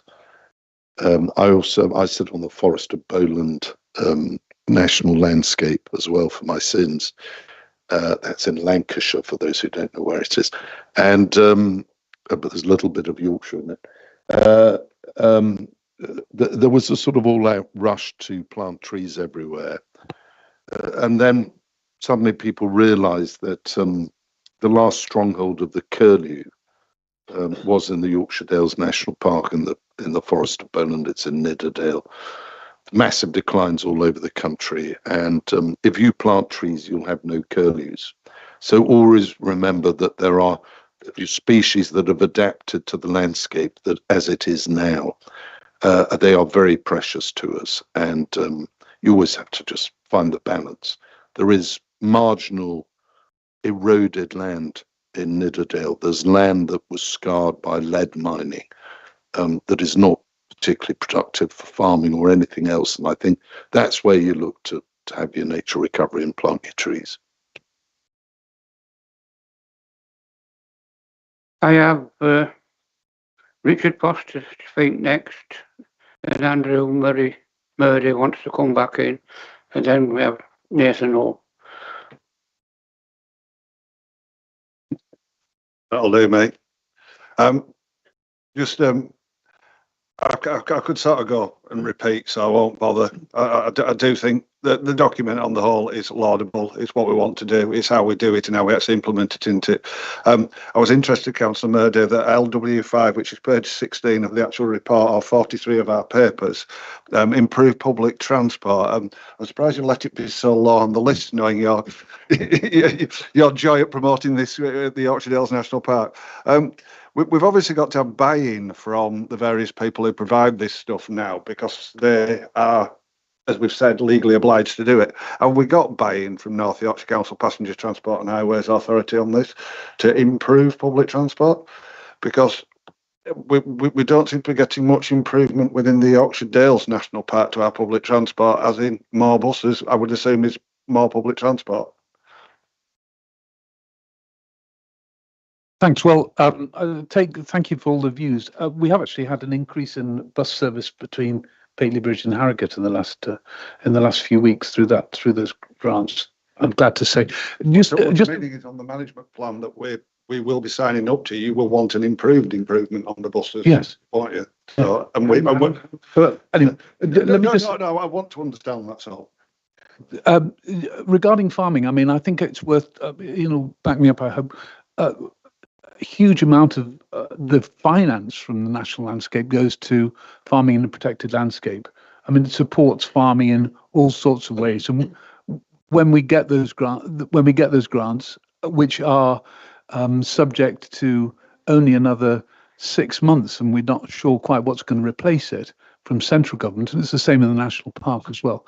I mean, those grants go a long way to help farmers farm and farm more effectively and hopefully more efficiently. So a lot of the work of the national landscape is actually supporting farming and supporting farmers to produce food. I think one can rest assured that that's the case.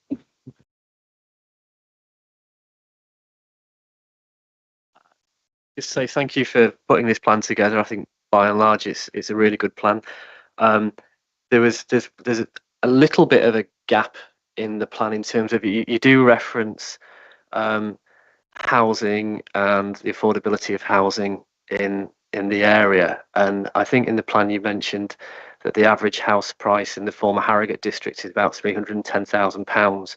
Well, actually in HG3, which covers the Nidderdale National Landscape, it's about £430,000. So there is a massive problem, and you do allude to it in there about affordability, particularly for young people who we want to keep in the farming, in agriculture, but they're constantly having to move away, and then we lose these people and these skills because they can't afford to live there. The report goes on to reference as well the constraints that are placed on the national landscape, not only by the Harrogate District Local Plan, but the MPPF. And the only thing I would say is we're going through a consultation process for a North Yorkshire-wide development plan at the moment, and it would be really useful for the JAC and also for the parish councils to actively engage in that process to try and identify appropriate sites within Nidderdale and within the villages that we could look to develop, particularly for affordable housing for young people. So the input really needs to be now. So if we could just come together maybe at the next meeting, and I know it's not on the agenda, but it's something that we need to cover off, I think. Thank you. Miss Barbara, I believe you're a member of this organisation.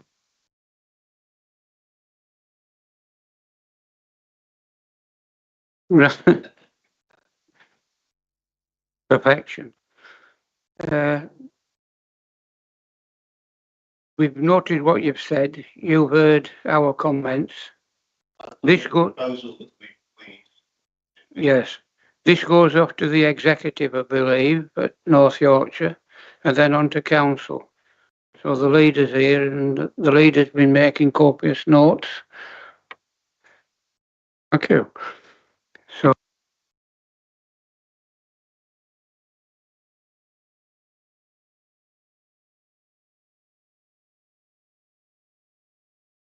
Thank you. I just thought it might be helpful. Thank you ever so much for your comments. Just to, on top of what Andrew's responded, I thought it might be helpful to give you a few extra thoughts. I completely agree around right tree in the right place, I think is the terminology that one uses. We spend a lot of time, we've developed what's called a woodland opportunity plan, which is very, very careful about making sure that that happens. So it has all the data, for example, where curlew habitat is, has all the data about where deep peat is, etc. Plus, farming interests. And so that identifies where places are appropriate for trees. It's also worth saying that the tree planting target is very sort of not minimal, but it will not really substantially change the landscape. And I absolutely agree that the majority of the landscape will still be there for farming, for food. And it's about just finding some sort of corners on farmland, perhaps some of the less productive land that's appropriate for that. I took a very clear your points around agriculture, and I think I'd sort of reference the fact that the plan makes very clear around the challenges around to the rural economy, particularly around farming. It emphasises that, and that's the reason why the living and working priority about working with the farming community is there and is strong and has been there in every plan that we've ever produced. There is no prioritisation between the different objectives, so that is equally important to everything else, and it is our role to seek to make that balance. And I take the councillor's point around trying to do lots of things. That is the purpose of what we convene as a protected landscape. It is a complicated place. We all know that the rural environment is complex and there's lots of different challenges, and it is our job to help bring all those organisations together and try and find the mechanism that allows us to do all these different things that our local residents, wider society, government, etc. expects of us. So that's what the plan is seeking to achieve. Public transport, again, the point around there, obviously be delighted with the support for North Yorkshire Council, and that's being the processes of getting Office of Views is taking place in parallel with the public consultation. But it's worth saying that there are other organisations who help deliver public transport. So, for example, I think they're called Dales and Bowland Community Interest Company. They're also one of the delivery organisations, so they can help bring other funding in and to help improve transport. And they, for example, provide bus funding towards buses in the summer period, which are particularly aimed at tourists. And then coming back to the point around affordability, affordable housing, etc. Yes, an engagement in the local plan. There is reference, obviously, to the emerging North Yorkshire local plan, which will be hugely important. And that's where our ambitions around making sure that there's housing in the local area that suits local community need. That's where there's that emphasis. That's not trying to replace what the local plan will do, because it's obviously a much broader document. It's just us saying that for Nidderdale, that's one of the key issues, and we hope the local plan will pull that in. So that's, I just hope, a few specific responses to councillors' comments, which I really appreciate you making. Thank you. Thank you, Mr. Mann, Mr. Buddy, for your attendance today. We have a motion to support this draft management plan and send it with our comments to the executive in the first instance and then full council at North Yorkshire. All those in favour of that, please shout. Right. Any dissenters? No. Right. Thank you. Thank you, Chair. Thank you, councillors. Give our best wishes to your young lady. Right. Strategic parking principles. Could all be free, shouldn't it? First principle. We have a Mr. Brown. Steve Brown on this.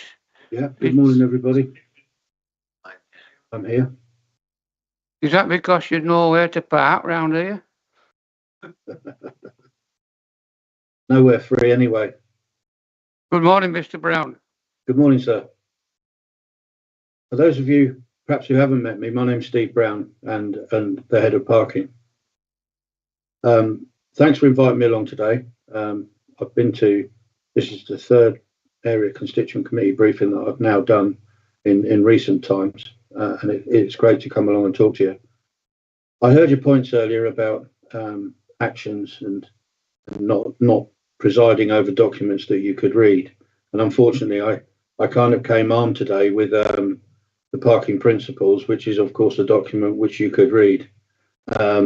So in somewhat, rather than read that back to you, I will take you through where we are, where we started, where we are, and what's coming next. And the parking principles obviously fits into that.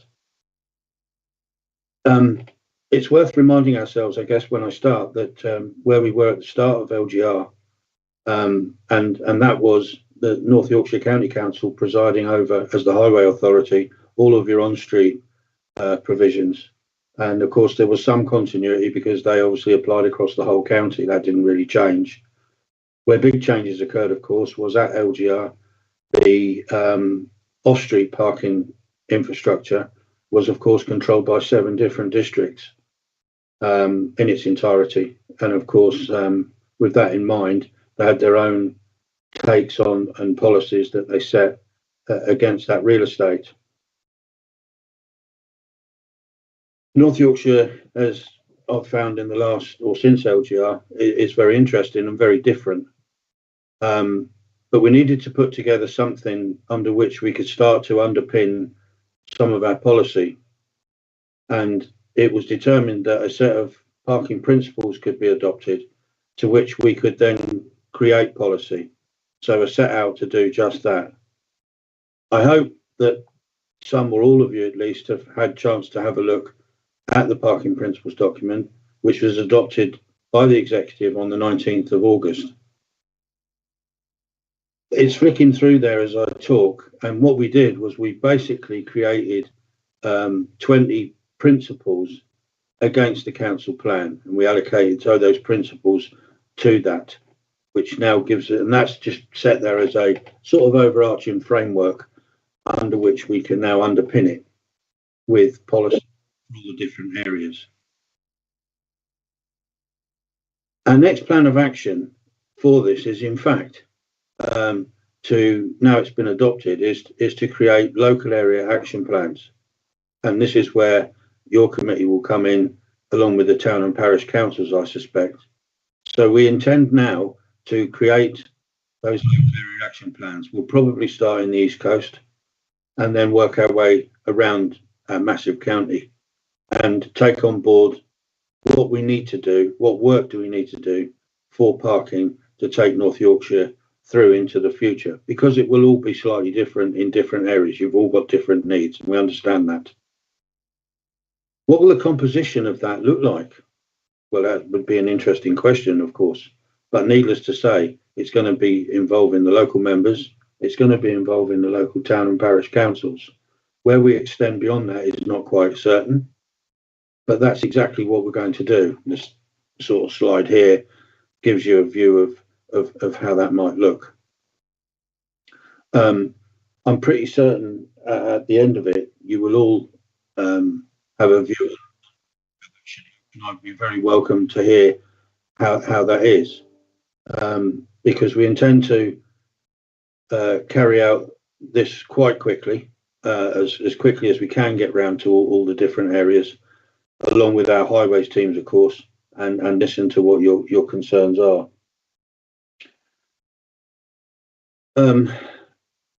There's been lots of promise of parking reviews in the past. I've got some draft reports that are sitting in folders that date back 7 or 8 years even, and this is our opportunity now to once and for all start to cement these parking policies, which are going to be so vital to taking North Yorkshire forward, both from a residents' point of view, from a tourism point of view, and from a business point of view.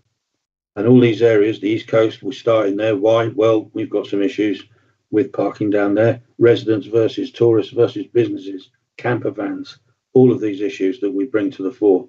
And we've got to create these policies that will help deliver that. As far as parking services go, since LGR, how do we look? Well, I restructured the service last year.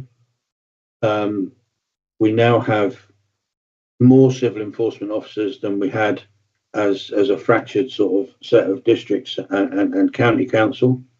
We created a new post for car park inspectors because it's vital that these car parks, they're often the first and last thing that residents and tourists see in a town.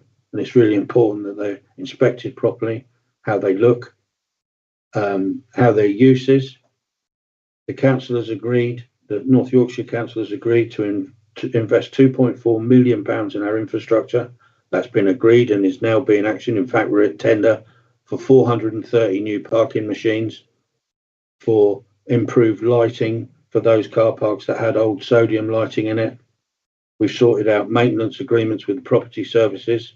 So I'm hoping that parking will give you a good look and feel about it, rather than the negativity that it sometimes can produce. I think at this stage, before the local area action plans, that's probably about all I can say, which doesn't sound a lot, but if you read the parking principles document, there's a lot in there. There are a couple of policies that we may take at a central thing rather than a local area thing. So a classic example of that would be disabled badge holder parking, for example, because in 2 districts they pay and in 5 they don't. So they either all pay or they all don't, because that makes sense. And that's the sort of central policy that we'll look at and can change from the centre. But the local stuff would be more pertinent to you guys, I suspect, and I'll be interested to hear your views. So I'll be happy to take any questions that you have. Thank you, Mr. Brown. You will see that we're expected to note this presentation and the next steps. What I have noticed were hemorrhaging members. Perhaps that could be the proximity of lunch at this time. I thought you might want me to keep it brief, Chair, that's why. Very helpful. Mr. Staveley. Yeah, thank you, Chair. Obviously, this has come before the scrutiny committee that I chair as well. But something that's sort of just come up at the last meeting is a review of public toilet provision across the county. And I'm just wondering, when we're looking at trying to assess what, in terms of parking principles, will those car parks that have that provision on site, will there be some accommodation made in how we look at this as to the value of that car parking in that site over one that hasn't got public toilet provision going forward? I mean, I don't expect it to answer outright, but it's just something I think might be worthwhile looking at. It's certainly something that I think might come into the discussions at the working group, looking at toilet provision, because quite often the two are linked, toilets and car parks. They go hand in hand, dare I say. Yeah, thank you, Councillor. I'll take a note of that, and I'll speak to my colleague Harry Briggs. Bogs and Bins, I think he's called, and we'll see how those two can be rendered together if necessary. Just following your comments, Mr. Staveley, the car park, Town Hall car park in Skipton and the adjacent toilets there have worked very well for many decades. Perhaps we don't need to lose the toilets in that location because they are very well used. So, very, very well used and in need of improvement. In the town hall loose, actually. I've had complaints from residents from Ilkley, councillor. For some reason, they felt the need to write to me in longhand about loos in Skipton Town Hall car park. But anyway, there we go. I welcome this, and I just think it's really worth emphasising. There was a while ago when we first started looking at car parking arrangements across North Yorkshire, some sort of calls for a one-size-fits-all approach to it, and a harmonisation based on some misplaced sense of unfairness. I think we have to recognise, looking at North Yorkshire, that we have very diverse economies, we have very diverse needs. There are some areas where traffic management dictates parking charges, because frankly, you can't have people parking there all day. There are some places where you'd be glad if anybody parked there at all. So I welcome that. It's really important to recognise that there are different needs, and parking plays a different role across the whole patch. And I look forward to us having some proper input into it. I mean, yeah. I mean, I think those of us who were on a predecessor council down here are well aware of the implications of car parking charges here. And we know the contribution that our car parks make financially to the council. But we don't want to kill the goose that lays the golden egg. It's important for the vitality of our towns that we get it right. But I look forward to working with you on that. Richard? Yeah, a slight disagreement with Councillor Myers here on the sense of we've been through council tax harmonisation, and the council car parking charges in certain areas meant really the level of council tax that was being charged in those areas. I know to a Craven resident, it was about £40 a year that was taken off the council tax just from charging for car parking and the amount we charged and the times we charged. So I do feel that we do need to take that into account. It's not necessarily that it doesn't necessarily alter the principle, but it does need taken into account in areas. And I do think as part of this, we really do need to get a residence permit scheme, which doesn't really appear to involve in this. But the idea either a North Yorkshire wide one or the old district wide one or whatever else, to make sure that those of us who live here and pay council tax here and need to use the car parks here are actually thought about in this process. I'm less sort of a season ticket for somebody who doesn't live and pay council tax within North Yorkshire, but I really do think that needs taken into account, that our residents aren't getting double taxed on paying car parking. And the other thing that has happened here, the first hour is charged in our area, in a lot of our car parks, and as such has been suffered from the 20% and then 10% increase in car parking charges. That means in areas where it's been free charging, obviously that hasn't happened. So the Skipton car parks have gone from £1.20 an hour to £1.50 an hour, which is a considerable increase. So before we do that, I would like to see this parking principles document brought into bear, so we also understand what any future increases in fares and fees, how they fit into this, because there is an unfairness in that as I see it at the moment and as the public sees it, and we need to make sure that when we finish doing this that we can justify all our decisions. So those are it's a statement rather than I require replies, I think, Steve. And noted, thank you. Seeing we have a disagreement between two members here, I think we'll give Mr. Myers the right to Thank you. reply straight I'm away. not sure what Briefly, please. very brief. I'm always brief, as you know, Chairman. I rarely drone on. I don't think anything that Councillor Foster said disagrees with what I said. I said it should all be looked at locally, and there are different things apply across the patch, and we must take local circumstances into account, which is kind of what he said. I did, but I said that our council tax has been aligned right across the piece, and therefore those things that used to benefit areas now benefit all North Yorkshire.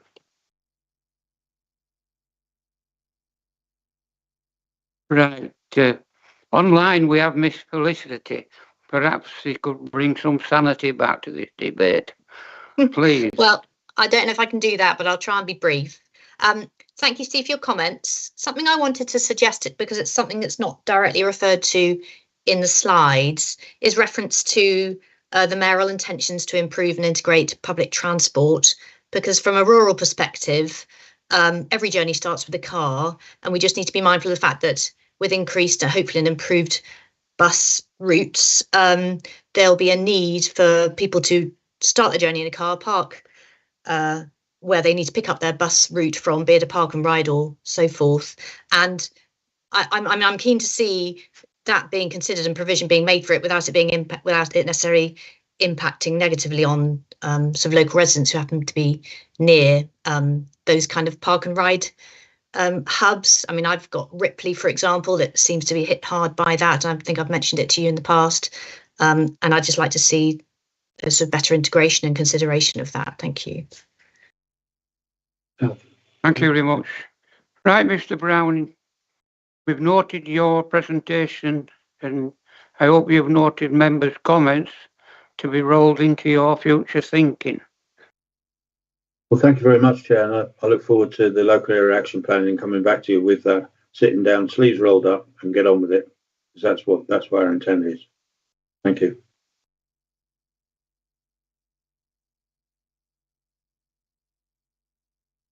Destination management plan. Doesn't everything gets fancy names nowadays? We have a lady presenter. I hope you found the rest of the meeting interesting. Don't answer that. Now, we invite Miss Helen Suckling to give us the presentation. And again, we're recommending to note the plan. So, if you could make a few brief comments, please.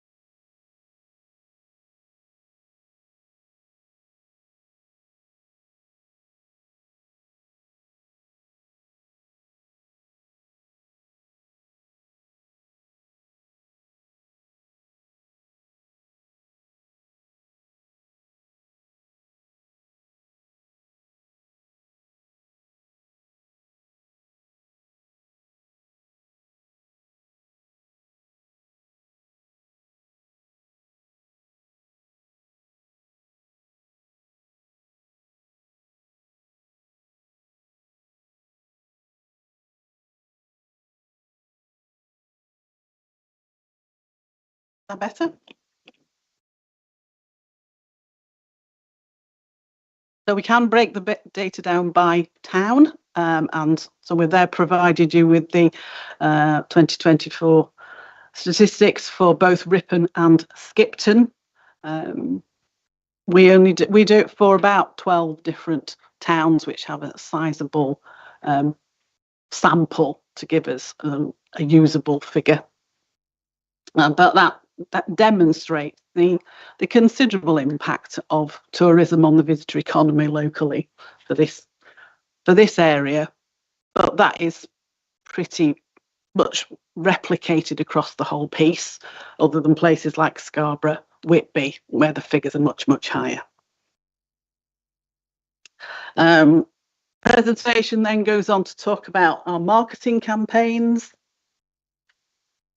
This year we've ran a major brand awareness campaign for North Yorkshire. So it's a national campaign. There's more to North Yorkshire. That's ran over the summer, largely what we call out of home, i.e. not in Yorkshire, talking to people who don't live here, to encourage them to come and visit and give them reasons to come and visit. But alongside that, we've been running our Starring North Yorkshire campaign, which is about giving people more information about where they can go to visit those TV and film locations. That's a real draw currently for visitors. Find Your Escape, which talks about the gardens, the tranquil spaces, in that relaxing element to your holiday. We're just about to start our autumn campaign, Come On In, which says there encourages off-peak visits. That's about short breaks. It's all about sitting in cosy pubs near to a roaring fire. I say if the temperature ever drops, which feels like it's never going to right now. And then, of course, we're into Christmas and our family campaign, which is a continuous throughout the year campaign, and runs. Now, this is the TV advert. Is this going to work? Oh, there you go.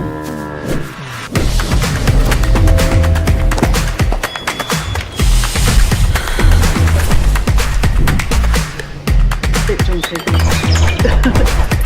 You might be better off watching it on YouTube yourself.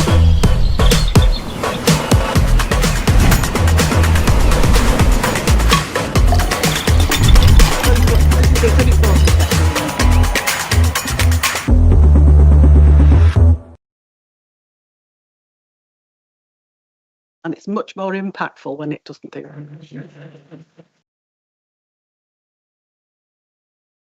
There you go.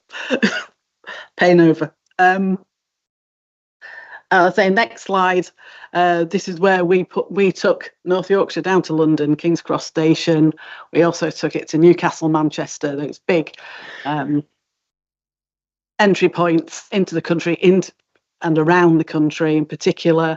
A lot of our partners and some local people saw them in King's Cross as they were passing through, and a lot of positive comments about this campaign from our partners, really liking to see themselves and North Yorkshire in the capital writ large.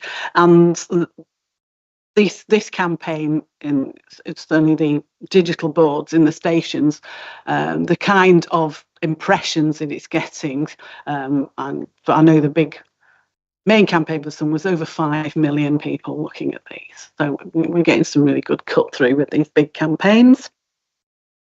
So moving on, next slide, that talks about the destination management plan. So the destination management plan was launched last October.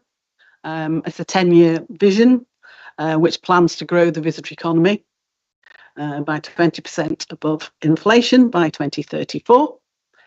I say it's partnership-led and evidence-based. It was built around a usual amount of stakeholder input. Barbara was quite instrumental in that in Ripon. And it's about how we support, and it says there, people and place, responding to all of those challenges that arise, whether they're economic, climate, sustainability, all of those issues. So yes, it's a written document, but it was always meant to be a document that would be reviewed and updated, and we're just about, as it comes to the end of its first year, to go into that process with the advisory group, our stakeholder advisory group, which meet in November to look at that.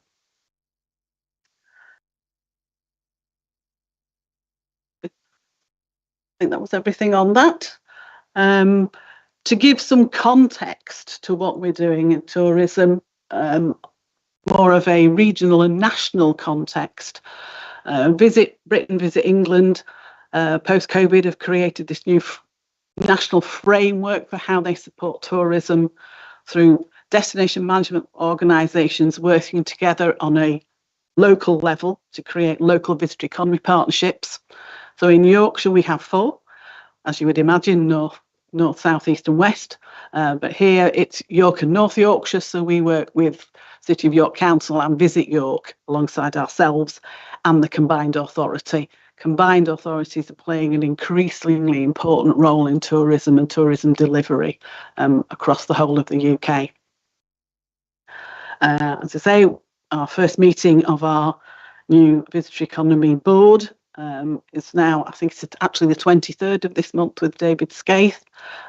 Lists there who the members of that board are, and that will be a major leap forward for us in this area. It really, from being a accredited LVEP, we now become a fully functioning LVEP, and it will lead on to far greater opportunities for funding and support from Visit Britain, and allow us to do a great deal more, certainly on an international stage, attracting overseas visitors, but also having more impact locally on infrastructure projects, supporting new events into the area, and that whole combination of elements, because tourism doesn't sit in isolation. It's hugely integrated into all of those other issues that come up, whether that's the economy, transport, housing. It impacts on everything, so we need to be mindful of that as we take the destination plan forward. We're also having very constructive, or Tony certainly is having very constructive conversations with our his lead offices and the other local visitor economy partnerships across Yorkshire as we move towards the model for what's called a destination development partnership. This is something that Visit Britain has been piloting for the last couple of years in the North East and in the Midlands, and it looks like that is the model that they're going to take forward. So we are hopeful that in the fullness of time we will have a Yorkshire DDP that will there again open up more funding opportunities. There was a project running recently. Visit Britain wanted LVEPs to access this money, but one of the criteria was that they had to have an airport within their area. So we need to work very closely with West Yorkshire and the rest of Yorkshire so that we can take advantage of Leeds Bradford Airport, which might not actually be in North Yorkshire, but brings a lot of visitors to North Yorkshire. So it's important that we can do that sort of thing. Next slide. Yes, as I've said already, we're working very closely with the combined authority. That's already opened up some funds for us to provide some training to businesses, to hospitality businesses in particular, to do some work with local groups, CICs, bids, to improve signage in our market towns in particular.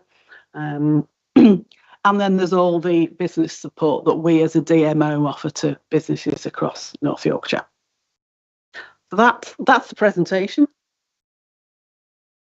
Oh, that wasn't Miss Ellen. Quite intriguing that. You threw me a little with your video showing a Highland cow.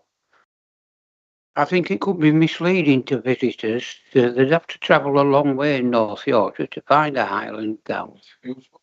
Yeah, a long way in North Yorkshire. Yeah. Things evolve, don't they? The iconic cattle breed used to be the Northern Shorthorn. Then, of course, we moved to Friesians, but zero grazing. Now they're all kept inside, these milk cows. Perhaps if you needed an iconic beast where visitors would see, you'd be having photographs of belted Galloways. They're quite photogenic. Right, comments and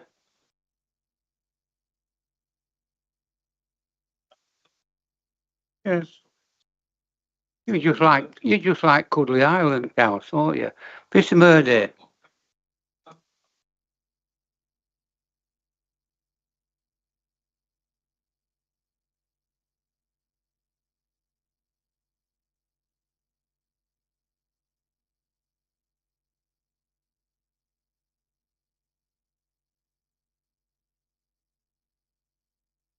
Hospitality sector in particular, they are struggling to fill posts.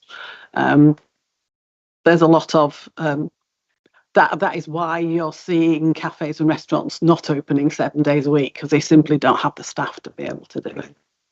And is there something we should be doing as a council to, what are we doing as a council to correct that? So I'm sorry, looking at you.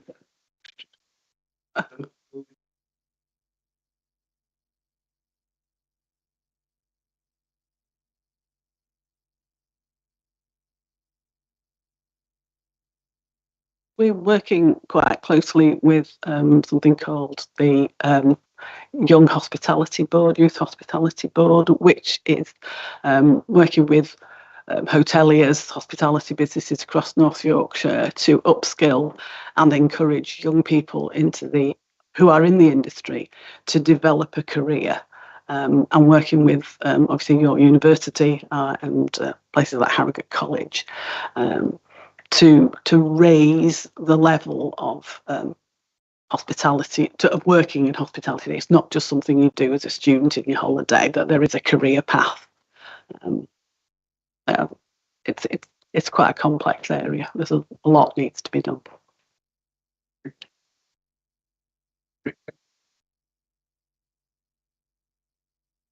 Thank you, Chair. Yeah, I'm just wondering how you see, 'cause obviously we've got nice flash adverts, we're doing all that sort of online, all the modern digital stuff to promote. But once we get people here, how we deal with them, are we still sort of promoting or are we still happy promoting the traditional tourist information centres where we still have them?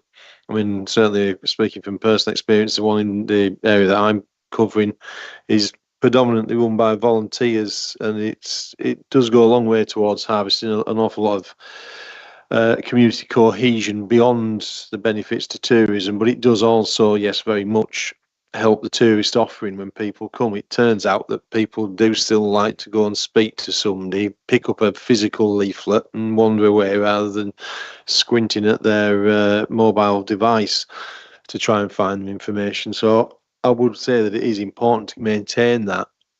And just on your point about the sort of surreptitious suggestion that we have got an airport, perhaps if the Combined Authorities Transport Plan had been a little bit more generous over this side of the patch, and we could have got some more interconnection with East Lancashire, we might be able to consider Manchester Airport as one of our airports to service our county. But anyway, at the moment, that's a missed opportunity. But do feel free to bring it up with the Mayor next time you speak to him. Thank you.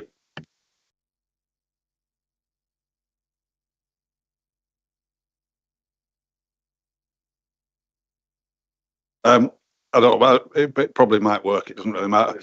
I've sort of been through destination management and tourism over the last 20 some years now of being on the council and the Old Yorkshire Tourist Board and North Yorkshire Tourist Board and Welcome to Yorkshire, and now we're at this iteration. You look at the sort of like the tourism through TV, which is obviously impacting my local area at the moment. Grassington is hugely busy with people coming to Darrowby. So we're obviously getting areas of over tourism, but at the same time, as you also note that other areas probably are under touristed still. And the only way we actually ever found out any way of really attracting that global market was to put on large events. And we'll go down the Tour de Yorkshire. I know some people don't want any more cyclists, but in order to really get that impactful TV coverage, we needed something like that. Is there any way we're ever going to be able to do this, or are we limited to putting billboards up, which do work, by the way? I did actually see them in King's Cross, which do work, but are we limited to doing that as on a sort of like a? Is that where we're at budget wise?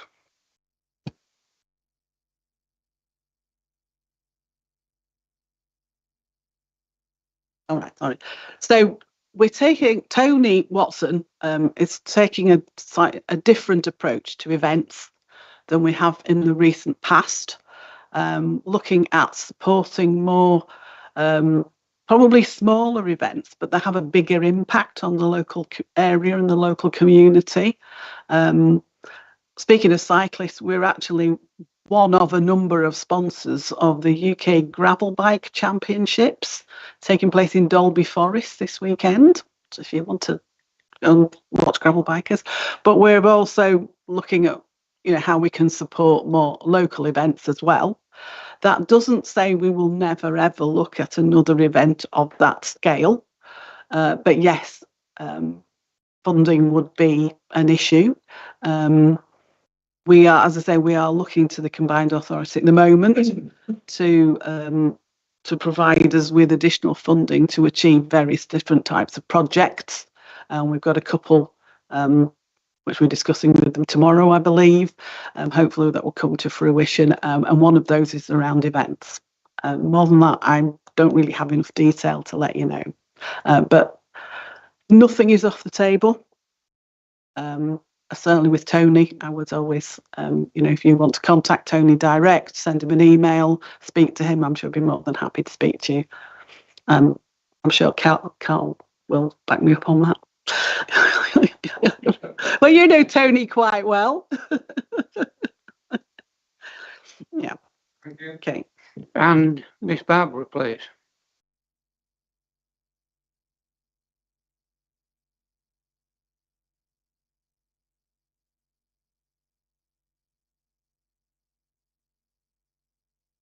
Put it down.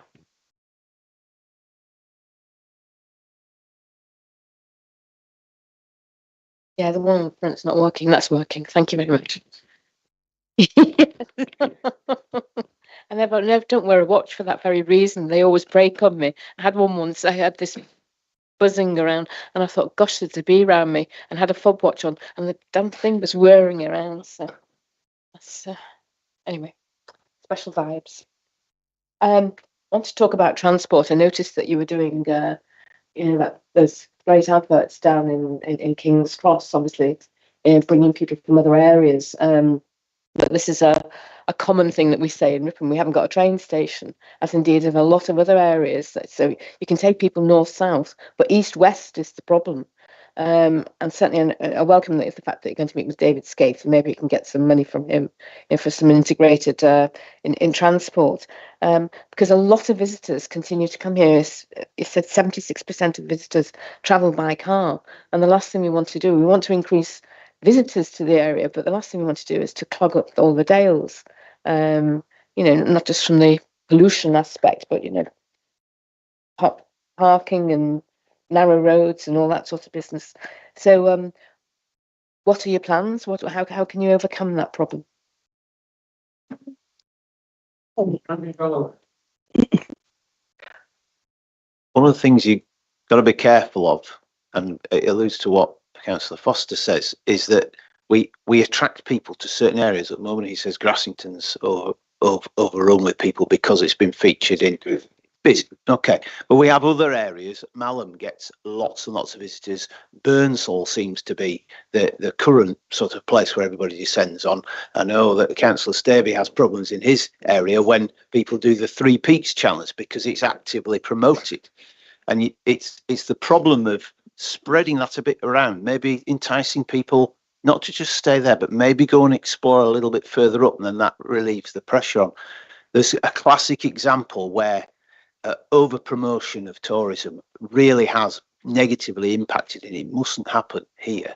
And that's with the North Coast 500 up in Scotland, which was promoted without even having any thought of the infrastructure to cope with it. It went from being a minor route that a few motorcyclists did and maybe some cyclists did, to suddenly being promoted with huge numbers of people doing it in high performance cars and motorhomes, and it's overwhelmed communities there, such that people are actually fighting back against them, and that's the last thing that we really want. So spreading things across an area is a lot more productive than just attracting people to certain spots that they all descend on and just overwhelm the place.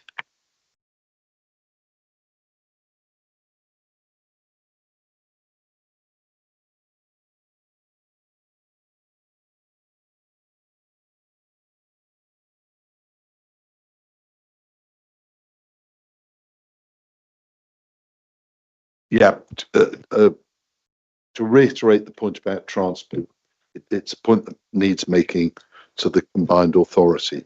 There are other rail links apart from the York Scarborough one, which seems to be the only one that the mayor is aware of, and they require investment in order to develop tourism in a more sustainable way. But actually, in answer to your question, or the point you raised about pubs and restaurants in the well across the patch, but particularly in the Dales, being only open 2 or 3 days a week. Ask the government why they increased employers' national insurance contributions. Many of our tourism-related hospitality businesses are very marginal. This government doesn't understand that people.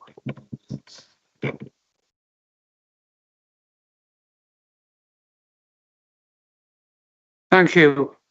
Could I thank Miss Ellen for attendance and the presentation. We are asked to note the presentation. We've commented on it, and I hope everybody takes the comments into future consideration. Can I just thank you all for the comments that you've made and reassure you that they are all issues we are aware of. We're working very closely with both national parks and the national landscapes. Tony, if you don't know, came to us from Lake District National Park. So he has first-hand experience of all those issues, and he's certainly bringing those to bear on what we're doing. And transport is a thorny issue, but we are banging that drum all of the time and trying to get as many people as possible to use public transport wherever that's viable.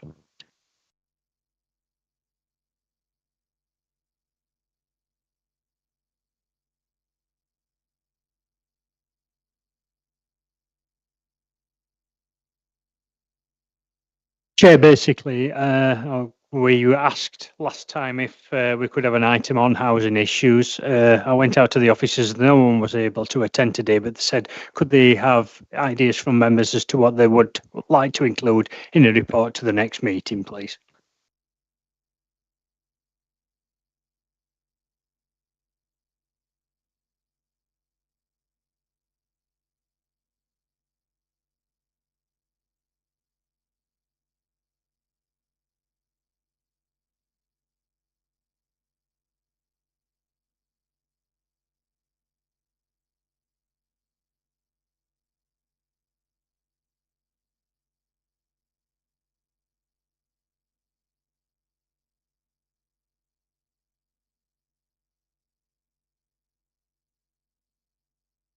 Again, Chair, this is just for members to note at this stage and advise me at any time between now and the next meeting as to what items that they'd like to include either on the next agenda or on future agendas. Thank you.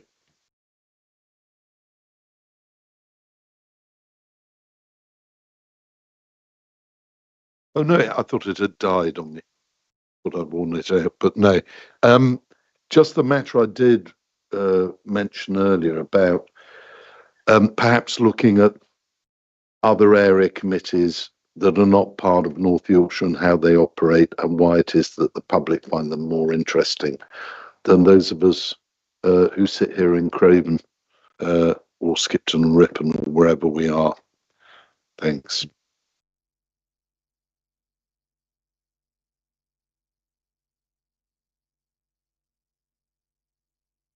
The attraction of certain councillors may be part of the attraction of it, and I think we need to look at that. Maybe we should have more eccentric members behaving badly.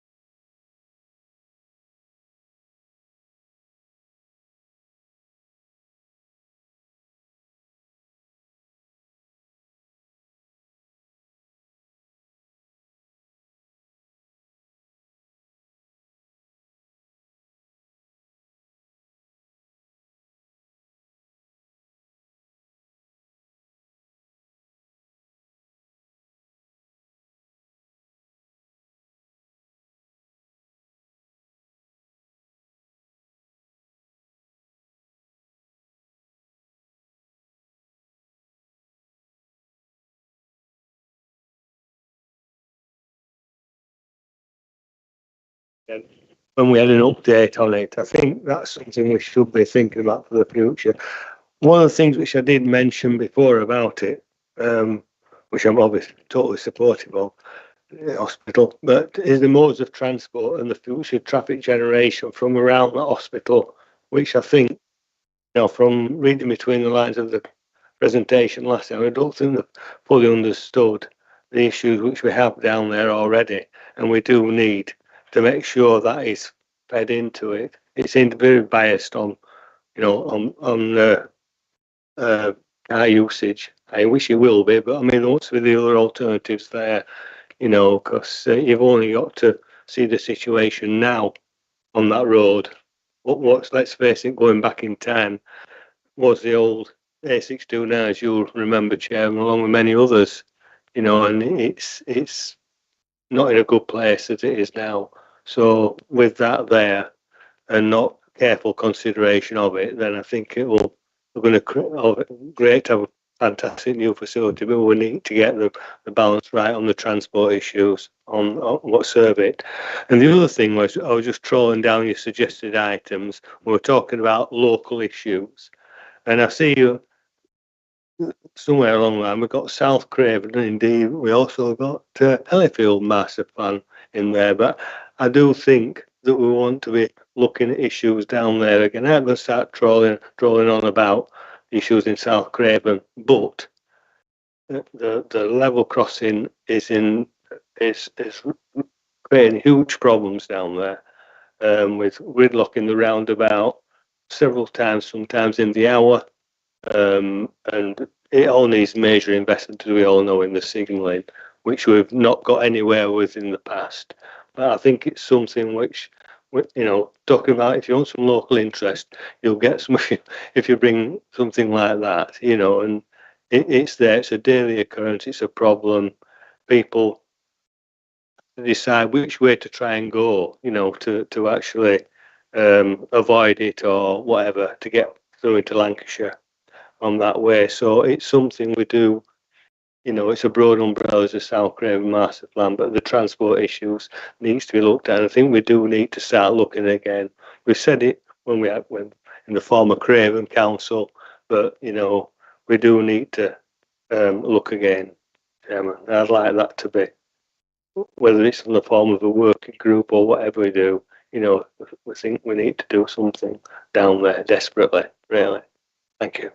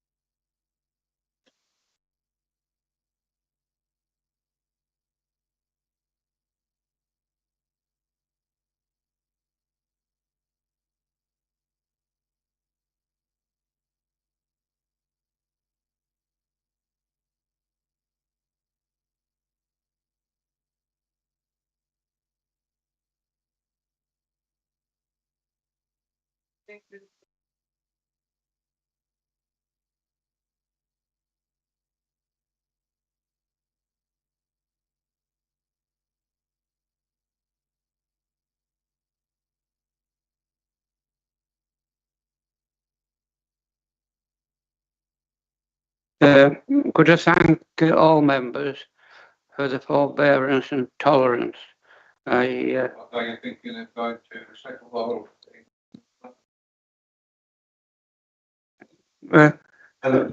Outer Shore came to mind. Yeah. Yeah.